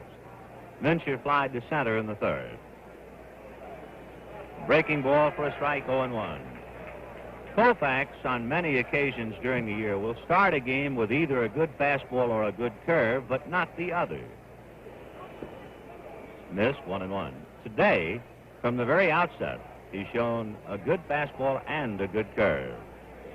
He has not thrown any off-speed, no fork balls. He stayed right with the fastball and curve. There's the off-speed. First time he's thrown it.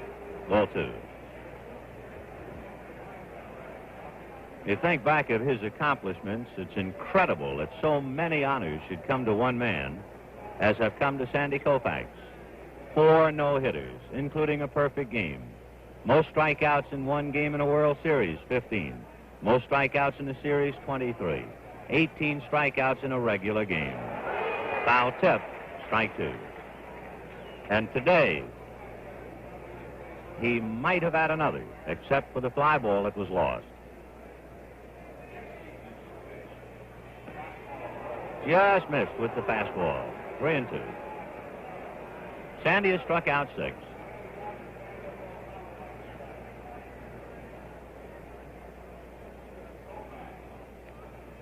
Sandy's a boy who was never really interested in baseball. Down goes Minchie. And that's 7 for him. When Koufax went to the University of Cincinnati in his freshman year, he planned to be an architect. And he had no idea about going out for baseball, except as we understand it, the baseball team was going to make a rather attractive road trip during the Easter holidays to Florida. And so Sandy decided he'd go out for the club so he could make the trip. He's made a lot of trips since then. Pop fly, Trasuski.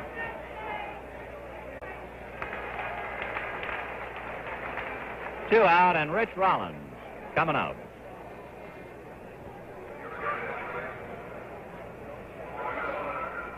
Rollins making his second appearance in the series as a pinch hitter. He batted for Camilo Pascual in the 6th inning of the 3rd game and hit back to the box to Osteen.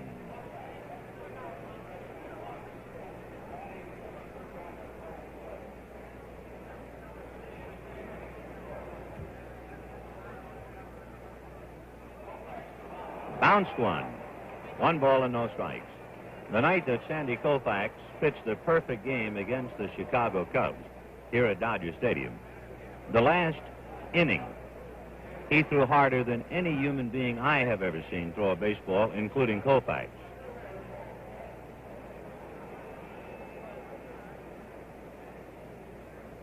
One and 0. Ball 2. He has not been behind often today. I know he was 2-0 to Allison in the 2nd inning.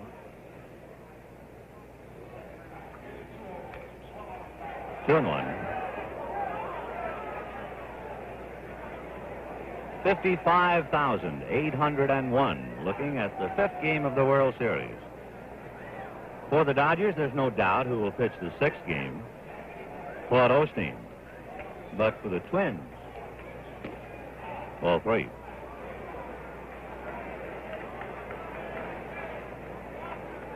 The big story in Los Angeles, will Sam Mealy come back with Camilo Pascual? Will he go to somebody like Jim Perry? Or would he surprise and go with left-handed Jim Merritt? We'll see. 3 and 1. High fly ball to deep left. Johnson back on the track. It's playable. He's got it.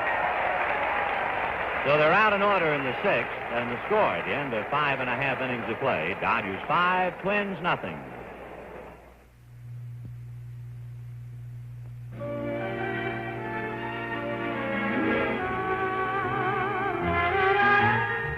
When you see an automobile as proudly beautiful as this Chrysler, you expect it to take special care of you, and it does.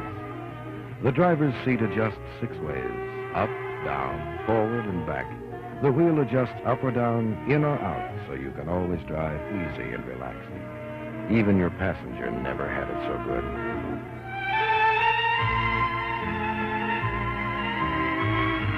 And when the sun goes down into dusk, Chrysler's head and rear lights go on automatically. Now you're home. You switch off the motor, but not the lights. They stay on to light your way to the front door, and only then go off automatically. Yes, Chrysler does take special care of you. Move up to all the luxury of the Chrysler way of life.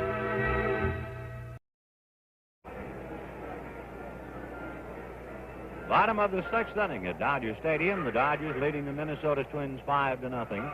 And right-hander Jim Perry comes out of the Twins bullpen to pick up. So the Twins had complete games in the first 2 games in Minnesota from Jim Grant and Jim Cott. And in coming to Los Angeles, the Twins have now used 9 pitchers in the 3 games here.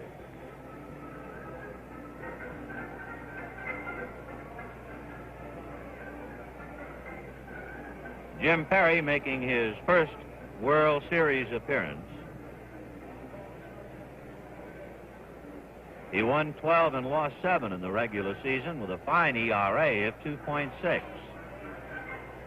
He started 19, completed 4, and is dropped in relief today. The Dodgers will have Maury Wills, Jim Gilliam, and Willie Davis. Wills is 2 for 3, and he has 8 hits in the series, so he's top dog with the bat.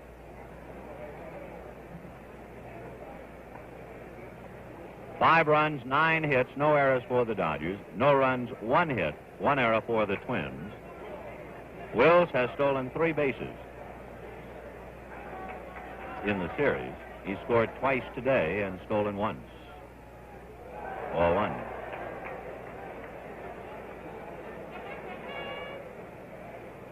If Perry pitches any appreciable baseball today, it would just about remove him from a possible candidate for the 6th game as a starter.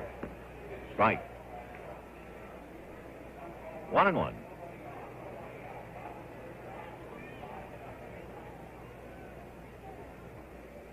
The corners are up, Killebrew and Mincher, and on the grass.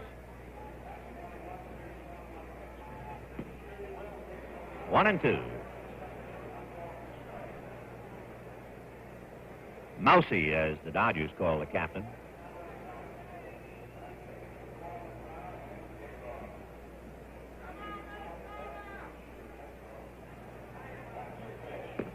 Two and two.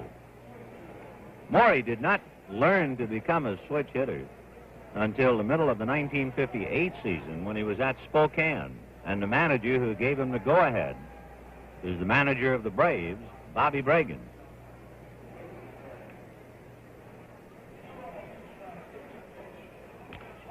Hit into right center. In a hurry is Oliva and Nossick. It drops in, and Maury's going to keep on going. He's in there.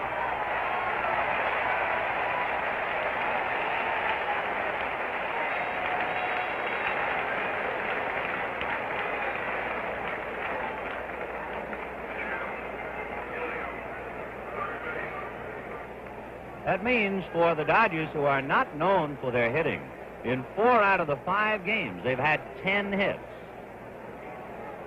And it's a double for Wills, his 2nd double of the day. And it gives Maury 3 doubles in the series. Gilliam, of course, will try and pull to get Wills over to 3rd. 1.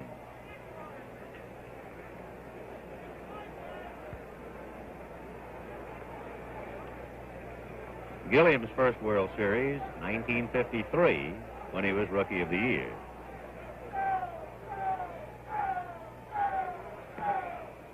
On the corner, 1-1.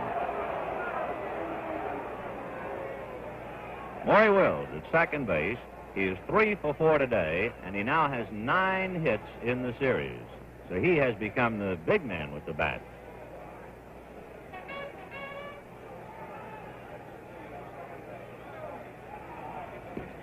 Ball 2, fastball away, 2-1. If you're not keeping score when the Twins come up in the 7th inning, they'll have Zoilo Versalles, Joe Nossick, and Tony Oliva.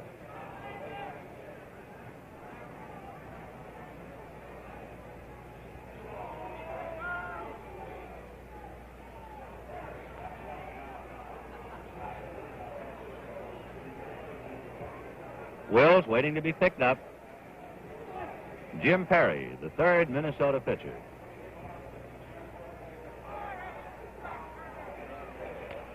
He tried to pull, hit a fly ball to shallow center, and Versalles goes out, makes the catch.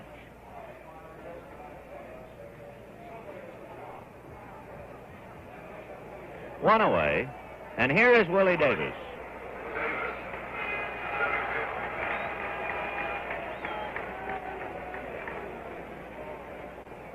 Willie is 1 for 2, has stolen 2 bases, scored a run, but of course becomes a pivotal figure in today's story because of the fly ball hit by Killebrew, his late start, and the fact that he eventually dropped it after a diving try for a base hit. Fouled away.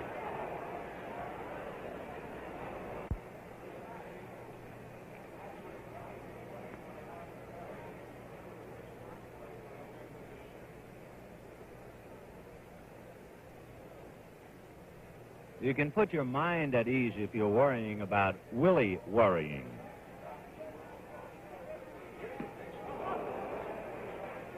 Willie Davis' philosophy as far as baseball is concerned, he sums it up this way: it's not my life, it's not my wife, so why worry?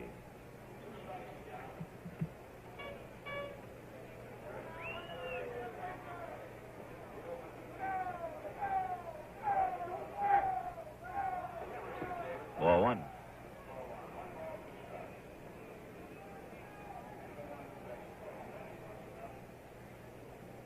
Wills patiently waiting.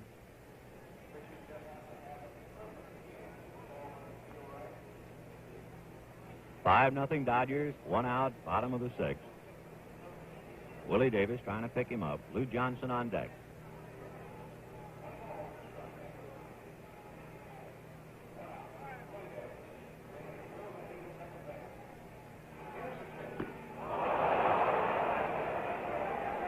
Down he goes.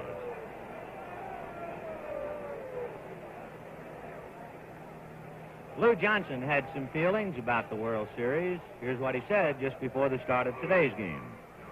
Well, we're down to the 5th game, and well, I'm a little more tense today than I think it was when it was the first game, because the first game I know we took 4 games to win it, and now it's down where we have to take 2 games to win it. So, at today's game, we got a great advantage on him because we got one of the greatest pitchers in baseball going for us, Sandy Koufax. Lou's 1 for 3. Strike, breaking ball. 2 out in the 6th inning, 5-0 Dodgers. 5 runs, 10 hits. The Twins, no runs, 1 hit. The Twins with Tot, Boswell, and now Perry. Wills at second. Fastball, 0-2.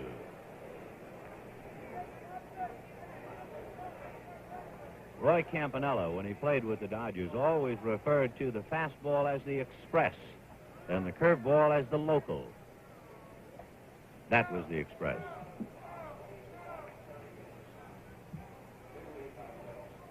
Will's going to third, and it's fouled away.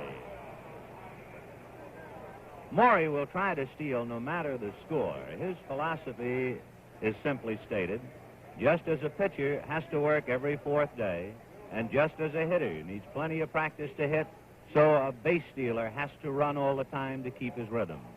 So never mind the score. If he has a chance, he will accept it as an opportunity.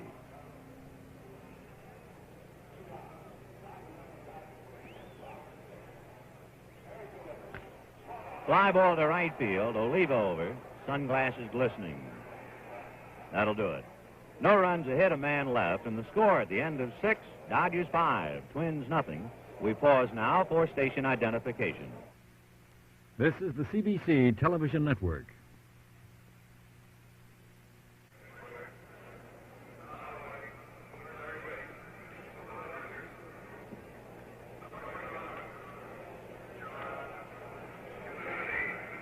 As we go to the 7th inning, 5-0 Dodgers. The Dodgers make a change.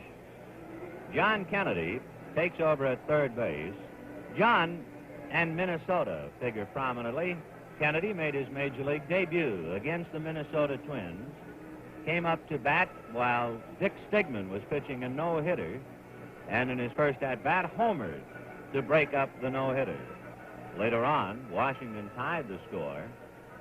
Stigman wound up not having anything to do with it. For the Twins in the 7th inning, Zoilo Versalles, Joe Nossick, and Tony Oliva.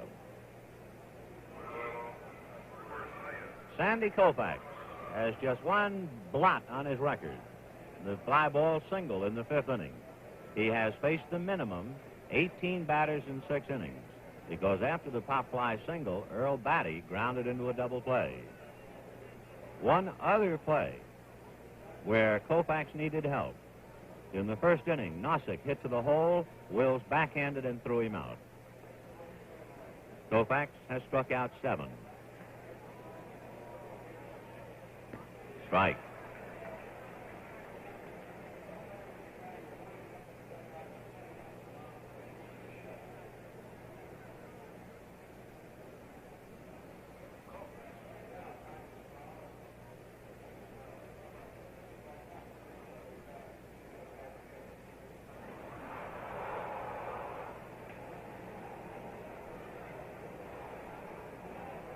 Oh, and 1.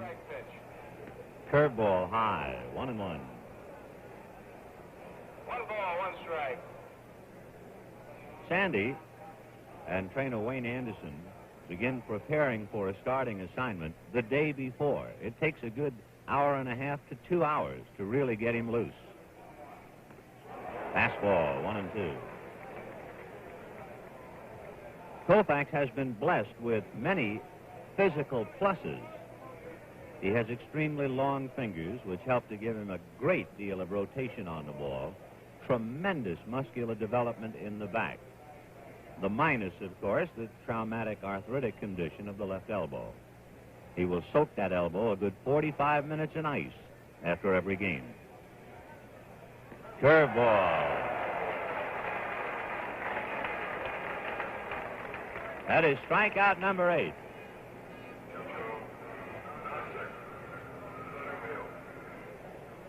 Joe Nossick grounded to the hole in the 1st inning, and Wills made a fine play to get him. Then he rolled out to Wills in the 4th inning.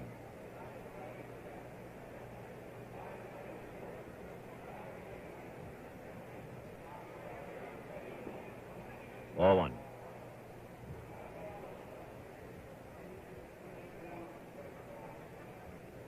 Five runs, 10 hits, no errors for the Dodgers. They have left 7.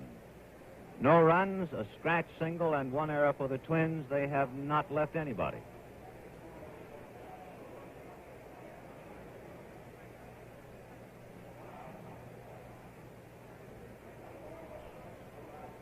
Koufax, 126 in the league, hit to the hole, backhanded by Wills. The throw, not in time. Morey could not get anything on the throw, and Nossick, exceptionally fine runner, legged it out. Infield single.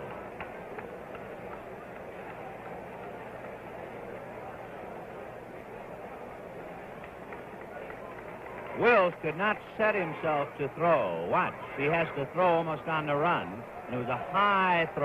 Nossick just did beat it on a bang-bang play. That is hit number 2. In a sense, it takes the stigma off the other base hit in the 5th. And here is Tony Oliva. Hit back to the box, struck out. Tried to bunt in the 1st inning. Ball 1. Koufax, only the 3rd left-hander in National League history ever to win 26 games. The other 2 left-handers, giants. Rube Marquard and Carl Hubble. Hubble last did it in 36, and then Koufax this year. Ball 2.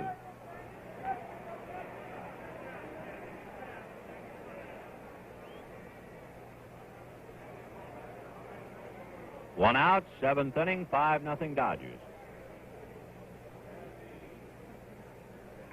Parker not holding Nossick. Joe doesn't figure to do much running, trailing by 5. In there. 2-1.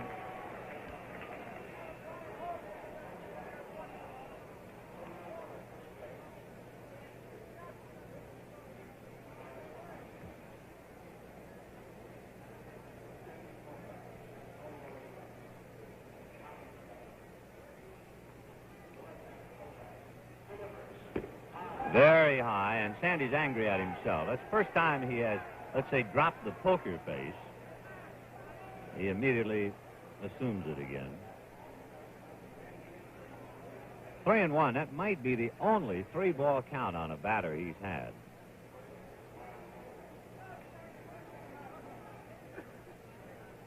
Three and 1 to Tony Oliva. In there.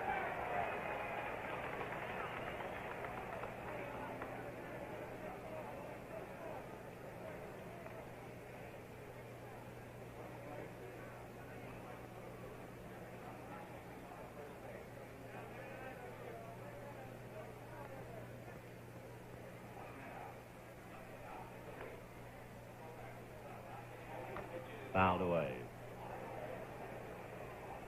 In checking for those of you who were interested in such things, Rich Rollins had a 3-1 count when he flied to left. So perhaps that's the other one. Pretty good tip-off on a pitcher is to check the ratio of strikeouts against walks. Koufax, on the incredible side, almost 5-to-1. 5 strikeouts for every walk. 3-2. Got him. And the bat was rolling all the way out towards Krasuski. That is the 9th strikeout for Sandy Koufax.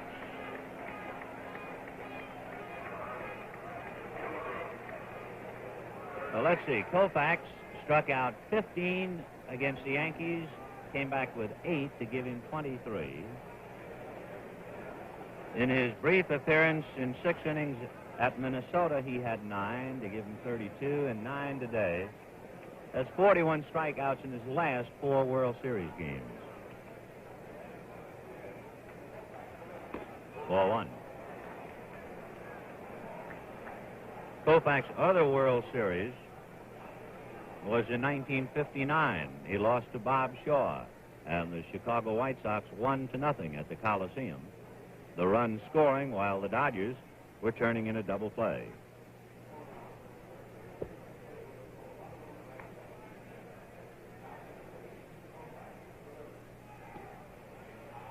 Ball 2.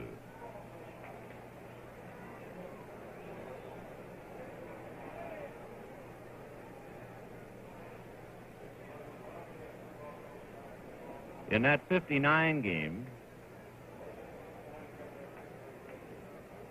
in 9 innings, he struck out 7. Fouled away.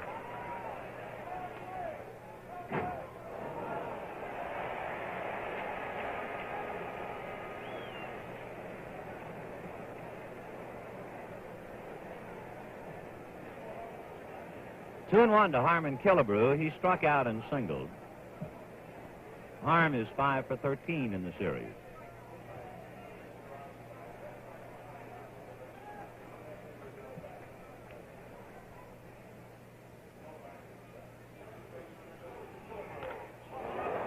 Driven into the left field corner, and Johnson is there to glove it.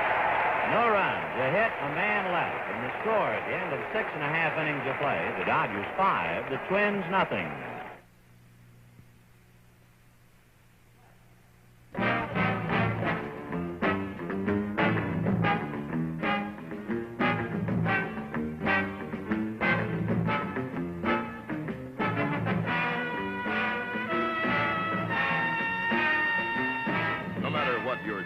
The new Dodge and Fargo trucks work harder and longer for you. And now, another message from Chrysler. September 26, 1962, Chrysler Canada Limited announced a 5-year or 50,000-mile powertrain warranty. These cars carried it, the 1963 Chrysler-built cars. Today, many of these cars have new car warranty left. Think of this when you're buying a new 1966 car. Think of still having warranty protection in 1968, 69, or even 70. Makes sense to buy a car or truck from Chrysler. A reminder, next Sunday, NBC will present 3 regional American Football League games. The Buffalo Bills will face the Kansas City Chiefs. The San Diego Chargers will meet the Boston Patriots. The Denver Broncos and the Houston Oilers meet at Denver. AFL football live, mostly in color and exclusively on NBC. Check your local listings for the game and time in your city. 5-0 Dodgers, bottom of the 7th. Fairley, Parker, and Trasuski against Jim Perry. Fairley a double and a single in 3 trips. Ball 1. Ron's double picked up a run.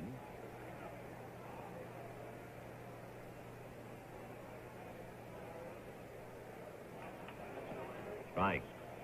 1-1. Fairly a high-priced bonus boy off the campus of USC.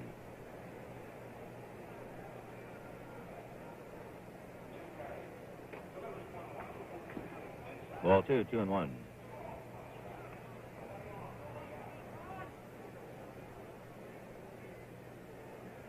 Jim Perry, third pitcher for Minnesota. Jim Cott and Dave Boswell preceded him. Ball 3.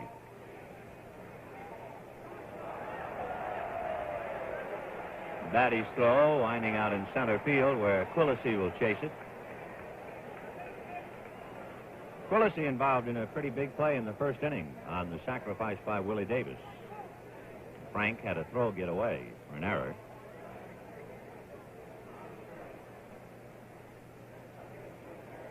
Three balls, 1 strike. Hit to the hole. Backhanded by Versailles. No play this time. He's all over the place. Boy, he's a fine ball player. Zoilo Versailles. Base hit for Fairley. Now let's find out what Wes Parker is thinking about, or was thinking about, before the start of this game. I think the twin pitchers have been experimenting with me pretty much as far as pitching is concerned. They've been moving the ball around. Some, like Grant, have pitched me outside, and then he's moved the ball inside.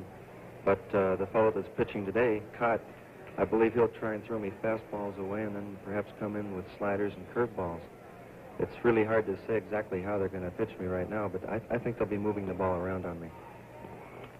Ball 1 to West. Hit back to the box, grounded out, fly deep to left on a hit-and-run play. Dodgers have 11 hits in the game. That gives them 48 hits in the 5 games. The bunt. Terry down to pick it up. So the sacrifice works. Fairley moves up 90 feet. And the batter will be Dick Trasuski.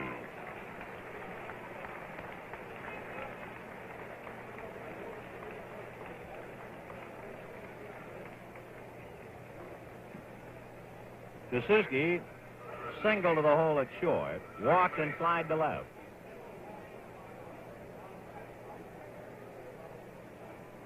When the Twins hit in the 8th inning, if you're not keeping score, they are due to send up Earl Batty, Bob Allison, and Don Mincher.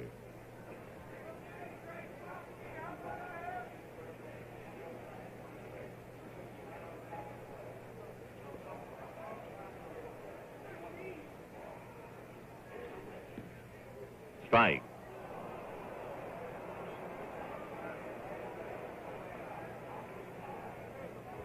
Dodgers scored twice in the first, twice in the third, and once in the fourth.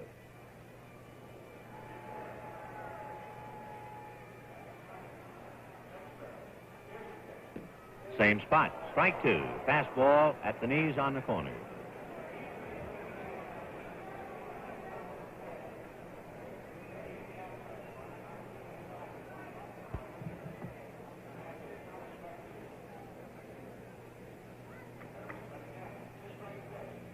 Breaking ball, slider, strike 3. So 2 fastballs and a slider, and down goes Trasuski.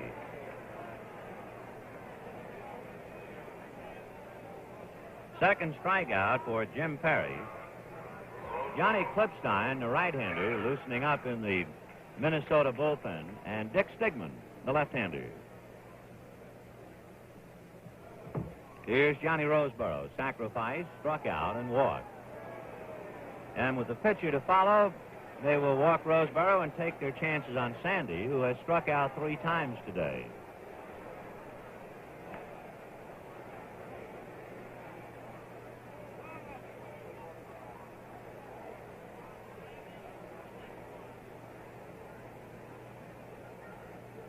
Ball 4. So Roseboro to first. Fairley at second, and an ovation building up for Sandy Koufax.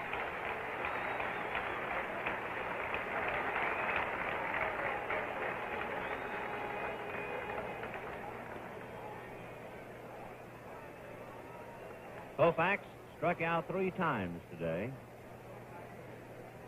5-0 Dodgers, 2 outs, 7th inning.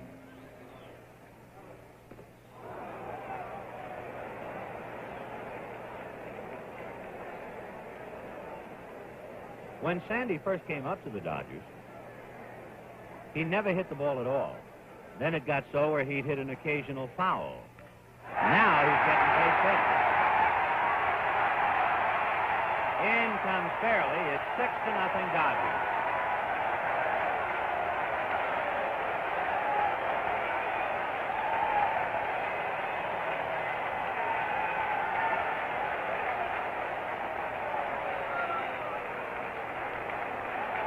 Koufax getting an ovation, and a standing ovation from everyone along the right field line.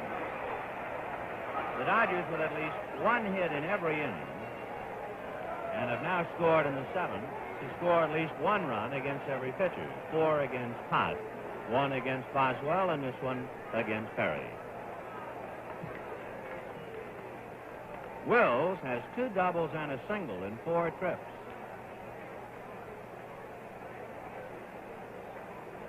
Two out, 2 on, 6-0 Dodgers. The corners are up again, despite the fact there are 2 outs.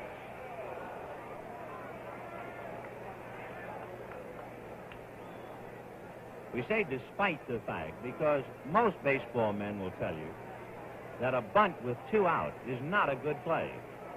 However, leading by 6 runs, anything goes.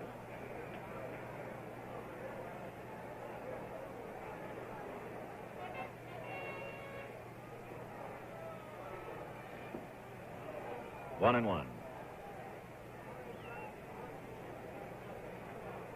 At second base, Johnny Roseboro. And at first, the mayor of Los Angeles, Sandy Koufax. There goes Roseboro, and it's fouled off. 1 and 2. So Roseboro was going. Koufax was not.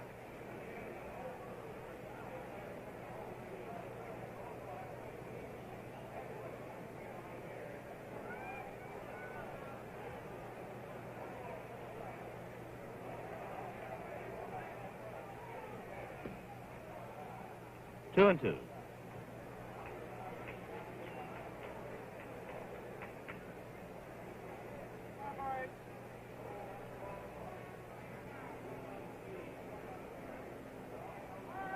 Wills waiting on Perry.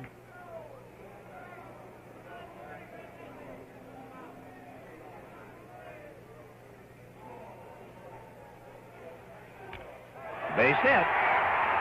Roseboro is coming home. And the ball is kicked by Nossick. So the run is over. Koufax held at second. It is 7-0 Dodgers.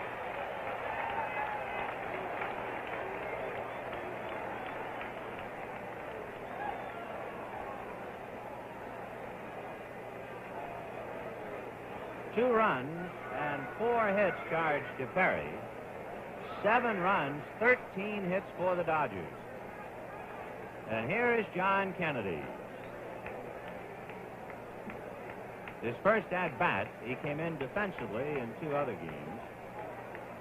Jim Gilliam went 2 for 4 today. Strike.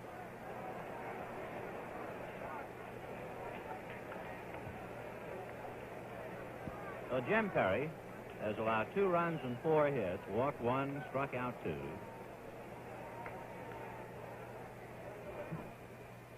One and 1.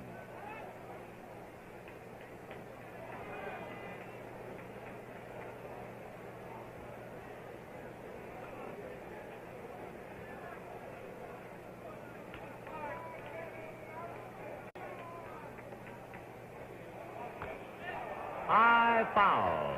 Batty coming over. It's doubtful. Out of play.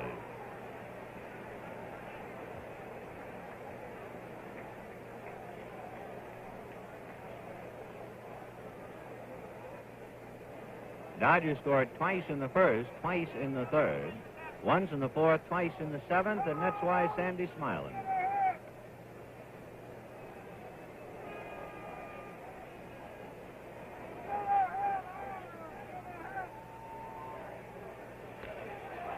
Fly ball to shallow left. Allison started the wrong way, but the big man comes and one-hands it in fair ground.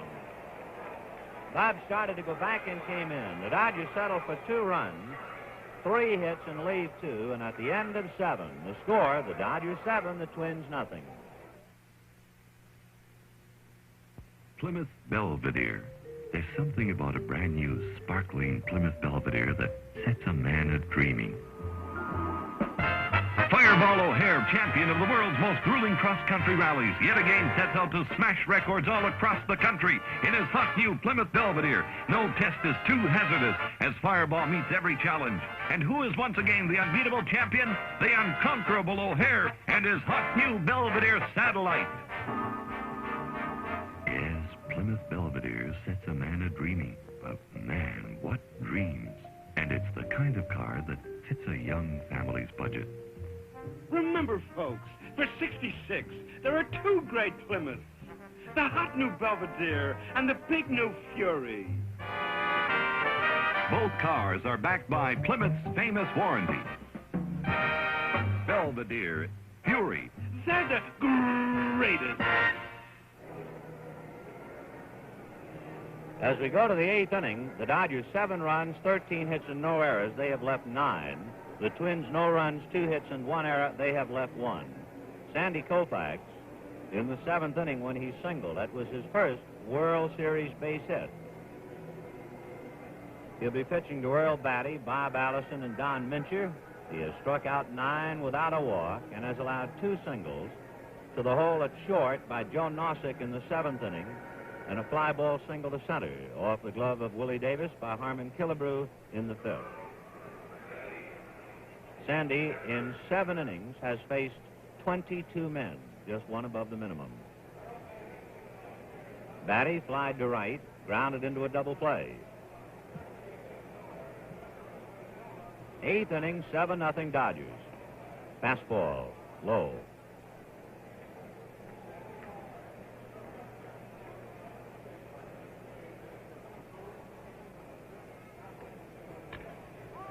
Bounce it to Wills. Throws him out.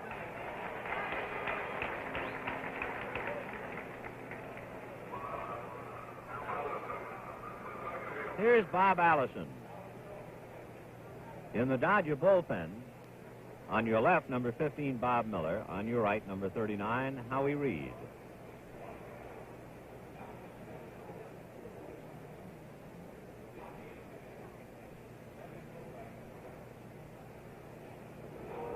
Slow curve, ball 1. Allison struck out twice. He's 1 for 9 in the series. And another record.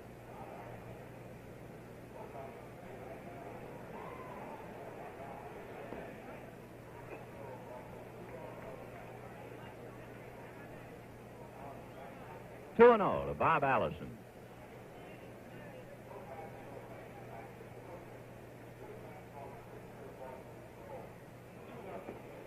Ball 3. So to my knowledge, that's the 3rd time he's had a 3-ball count on the batter, and it is the first time he has had a 3-ball count without a strike.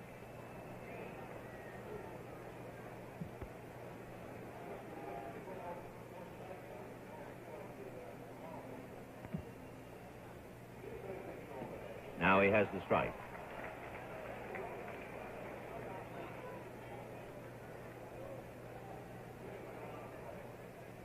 Eighth inning, 7-0 Dodgers.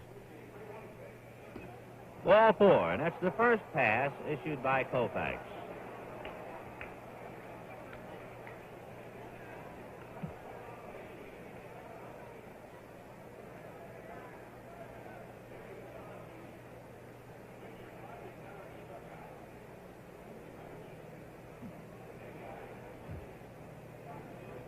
Mincher has flied to center and struck out. Don 0 for 2, 3 for 16. In looking over the Minnesota lineup, Joe Nossick has avoided the strikeout. Earl Batty has avoided the strikeout, and that's it in the starting lineup. Everybody else bitten at least once.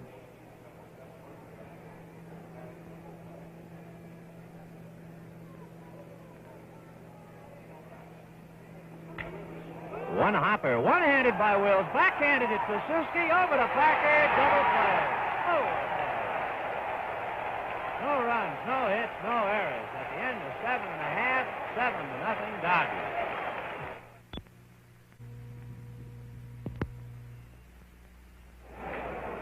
Bottom of the 8th, 7-0 Dodgers. In the first game of the series, the Dodgers made a bizarre double play on a high throw to Wills, who bounced his throw to first. But take a look at this one. This is a gem.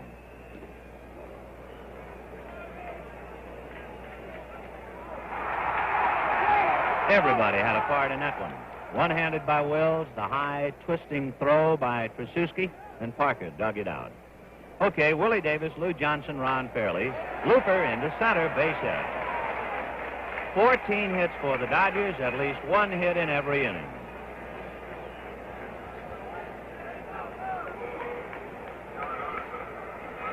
Of course, to the Minnesota Twins,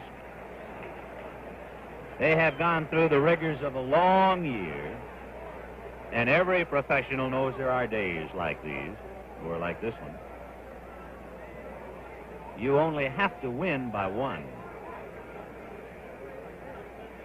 So they'll be at each other in Minnesota with Claude Osteen and perhaps Camilo Pascual. The Twins, during the course of the regular season, lost 4 in a row only twice. Johnson is 1 for 4, singled in the third. Fouled away.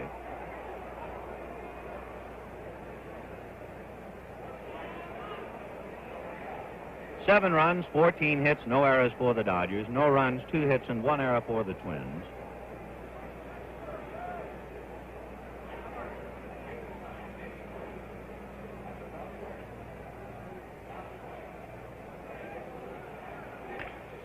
Fouled away. He squirted that one. 0-2.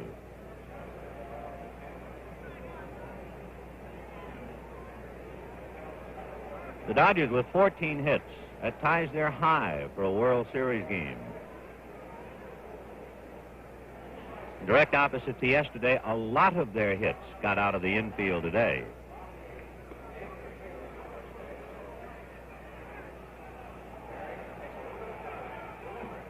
One and two. When the Twins come up in the 9th inning, Frank Quillisi, the pitcher's spot, and Zoilo Versalles.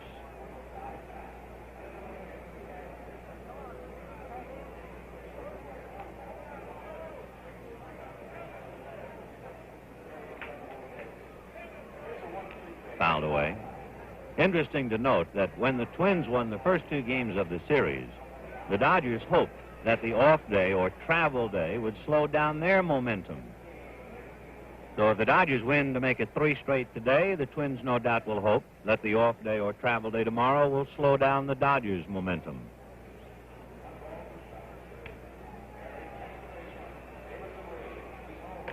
Fouled away. Still 1 and 2.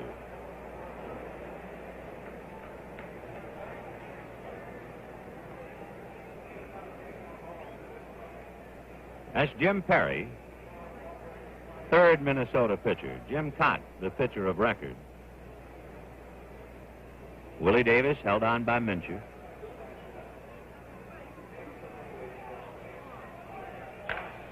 High drive into center field. Back goes Nossick. Oh, way back to the wall. He's got it. And Willie Davis trots back to first. Joe Nossick, a fine outfielder, got a good jump, just went to the wall and made his play. Round of applause for Johnson as he goes back to the dugout. Lou's had himself quite a series. He came into this game hitting .350. Here's Ron Fairley. He's had quite a day. 3 straight hits. He's 3 for 4. Fairley has 8 hits in the series, 5 runs batted in.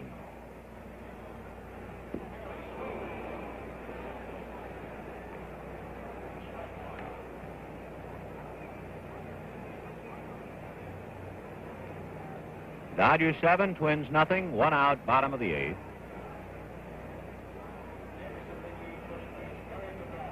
Willie's going. The pitch swung on a miss, no chance for a throw. He had such a big jump on Jim Perry. And again, we repeat the Dodger base running philosophy. It is not a case of trying to rub it in. They're just trying to practice. Watch.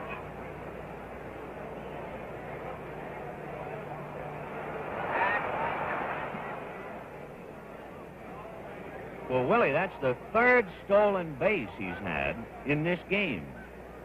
And the Dodgers have now stolen 9 bases in the series. But they're not really too close to a record. The record is still pretty far out of reach. 0-2. Slider miss, ball 1.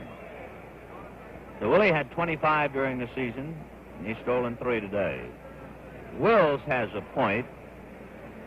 Morris says, I don't know why anybody would be mad at me stealing a base, let's say 7-0, when a fellow at the plate is trying to hit the ball out for a home run.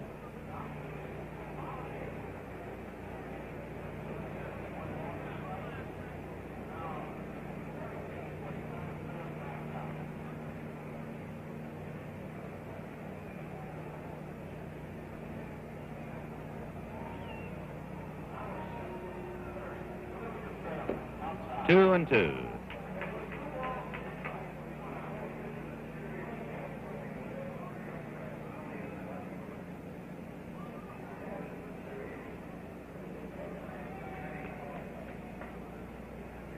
Two and two to Ron Fairley. Ball 3. Fairley had the key hit yesterday against relief pitcher Alan Worthington.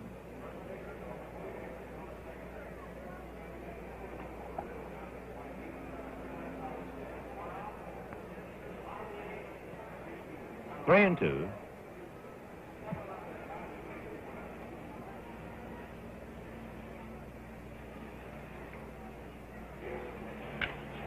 High drive to straightaway center. Back goes Nossick, away back to the track, and makes the catch. Tagging up is Willie. He'll go on over to third.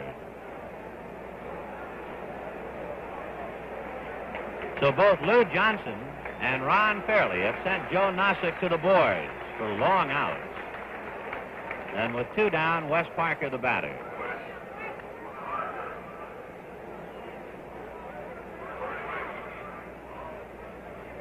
Parker and Roseboro are the only 2 starters without a hit today. Wes has sacrificed 0 for 3, and Roseboro has had only 1 official at bat. He's 0 for 1. Ball 1. Twins in the 9th, Quillisi, the pitcher, and Versailles.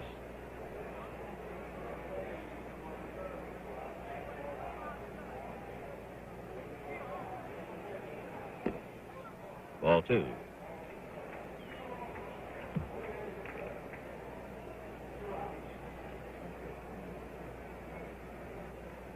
Willie at third, waiting to be picked up. That's Coach Preston Gomez.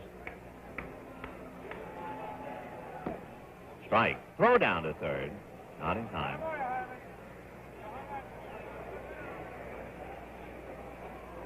Willie, however, does get into the record books with his 3 steals in 1 game today. Honus Wagner stole 3 in 1 game. He's really in some great company.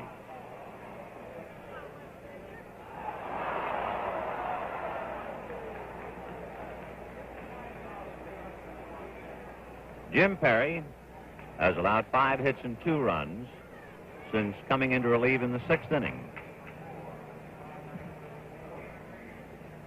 2 and 2.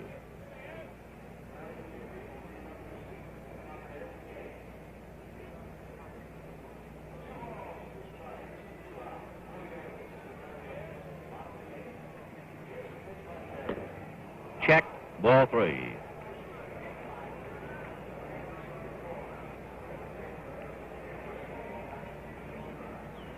If you're wondering when Rogers Hornsby stole 3 in one World Series game, it's a way back, 1909. Honus Wagner, excuse me. Fouled away. Honus Wagner in 1909 stole 3 bases in a World Series game.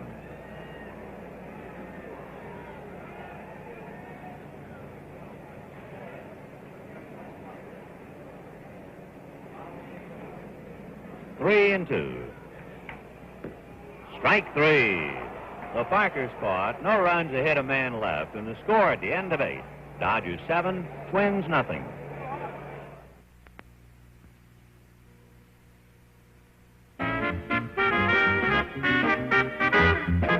Have a ball in a Valiant sedan. Get out, have fun in a Valiant sedan. There's room for everyone and more in a Valiant sedan.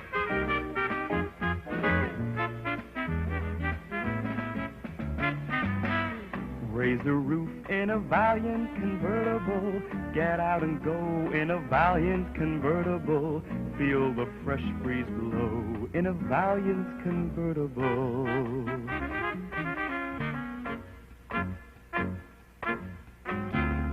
Live it up in a Valiant hardtop. Get out and swing in a Valiant hardtop. Now's the time for a fling in a Valiant hardtop. And remember, nobody beats Valiant for value.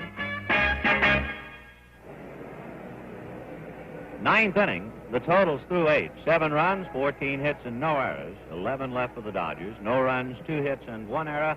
1 left for the Twins. Koufax has walked 1. He has struck out 9. He'll pitch to Frank Quillisi, then the pitcher's spot, and Zoilo Versalles.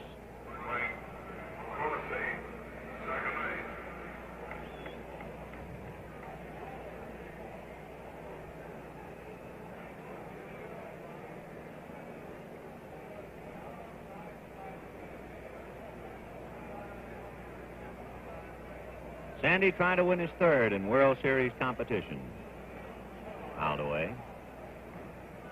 He has quite a record. When you think his 2 losses, he allowed 1 earned run in each game. And today, trying to pitch a shutout.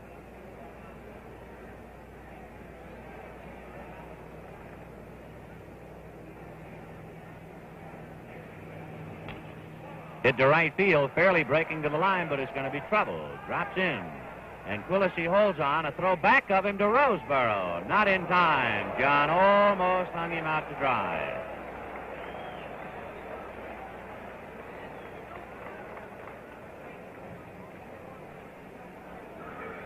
So single to right for Frank Quillisi. That's Frank's 3rd hit. And here is Sandy Valdespino.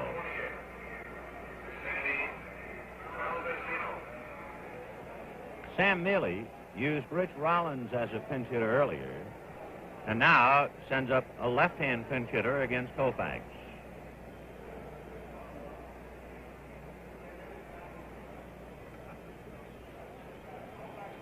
Ball 1.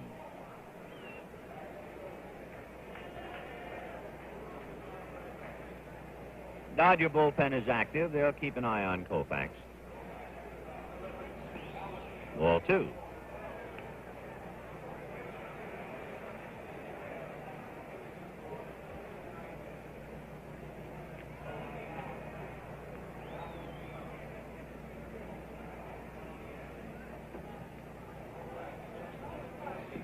In there. Koufax during the regular season started 41 games and completed 27 of them.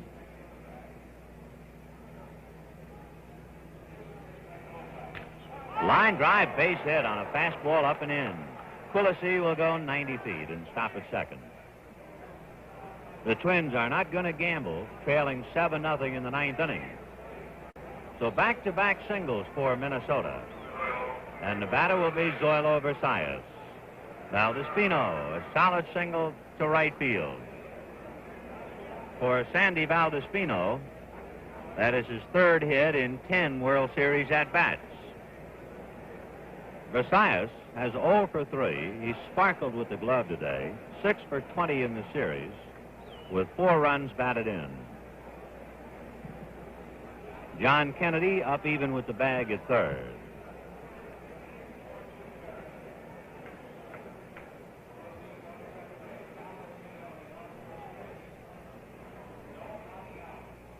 Nobody out. Runners at first and second for the Twins. Curveball fouled away. Down to Billy Martin.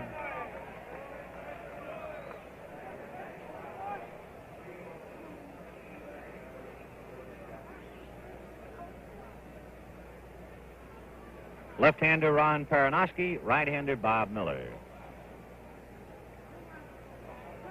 Somebody did some figuring in the press box. The Dodger team batting average for the first 5 games of the World Series is .302.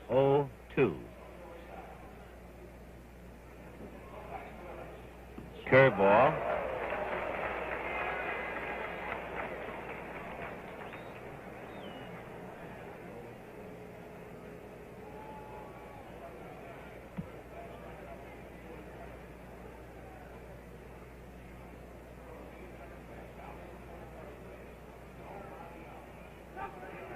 Oh, and 2 to Zoilo.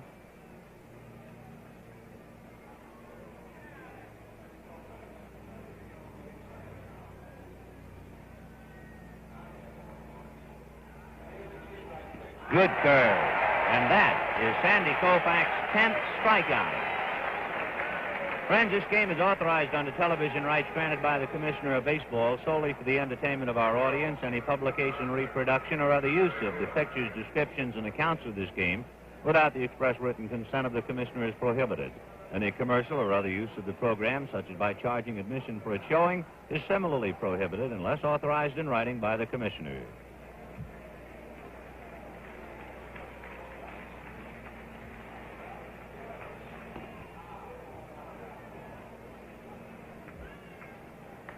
So yesterday, Don Drysdale struck out 11.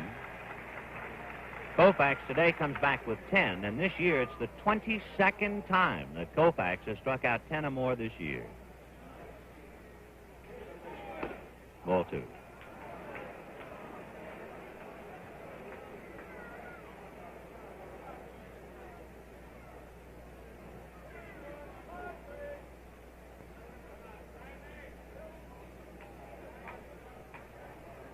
One out, 9th inning, 7-0 Dodgers.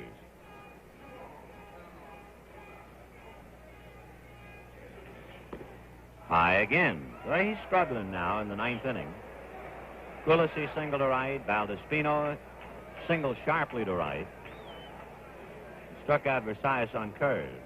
That's Quillisi, and that's Valdespino with the gum. He's really something. Strike. 3-1.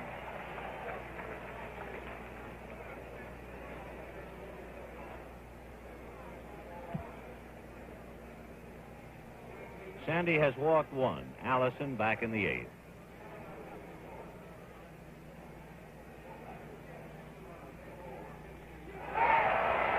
I think Joe Nossick helped out that time. It looked like he went after a fastball above the shoulders. Full count, 1 out.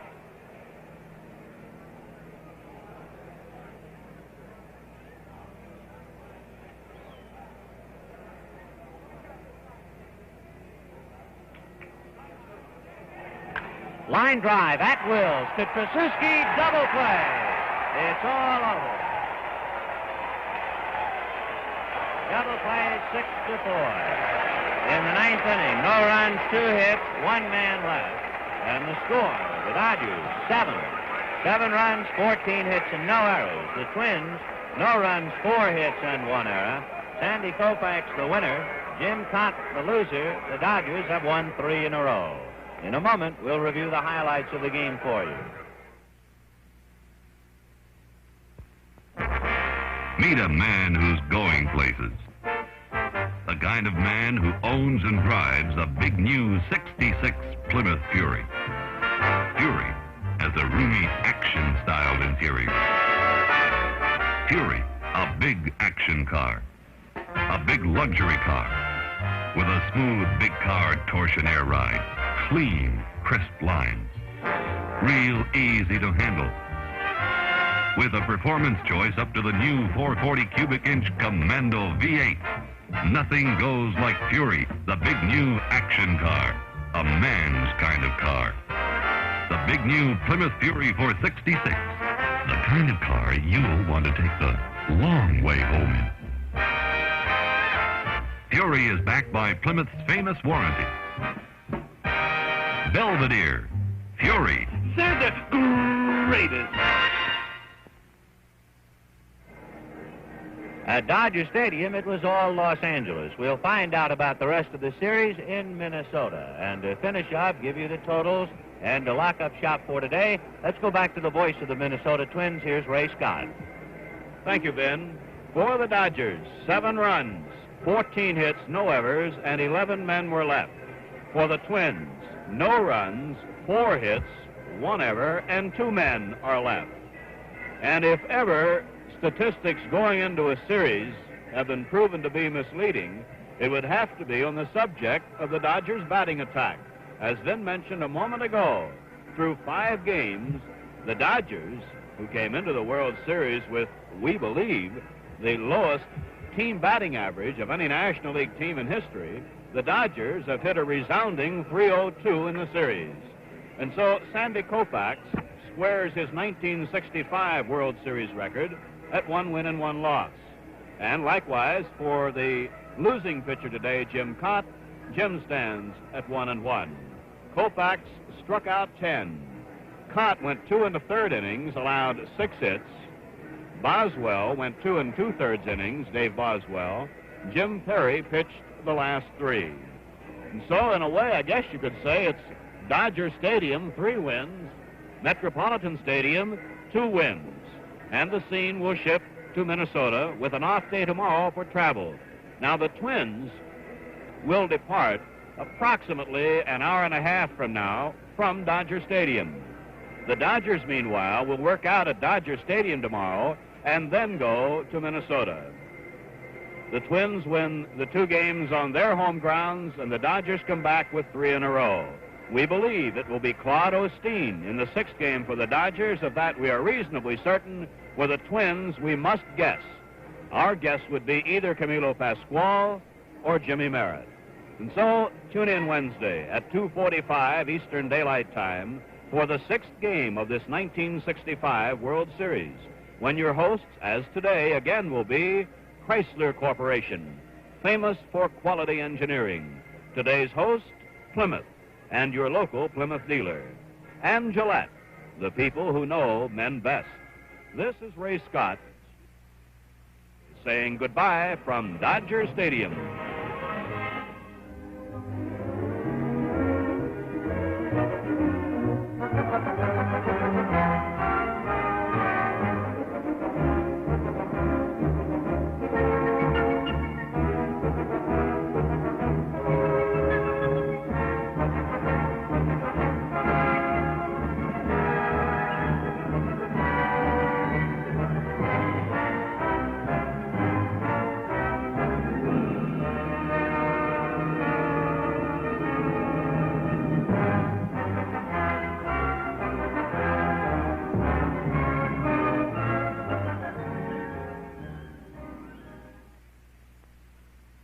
This is the CBC Television Network.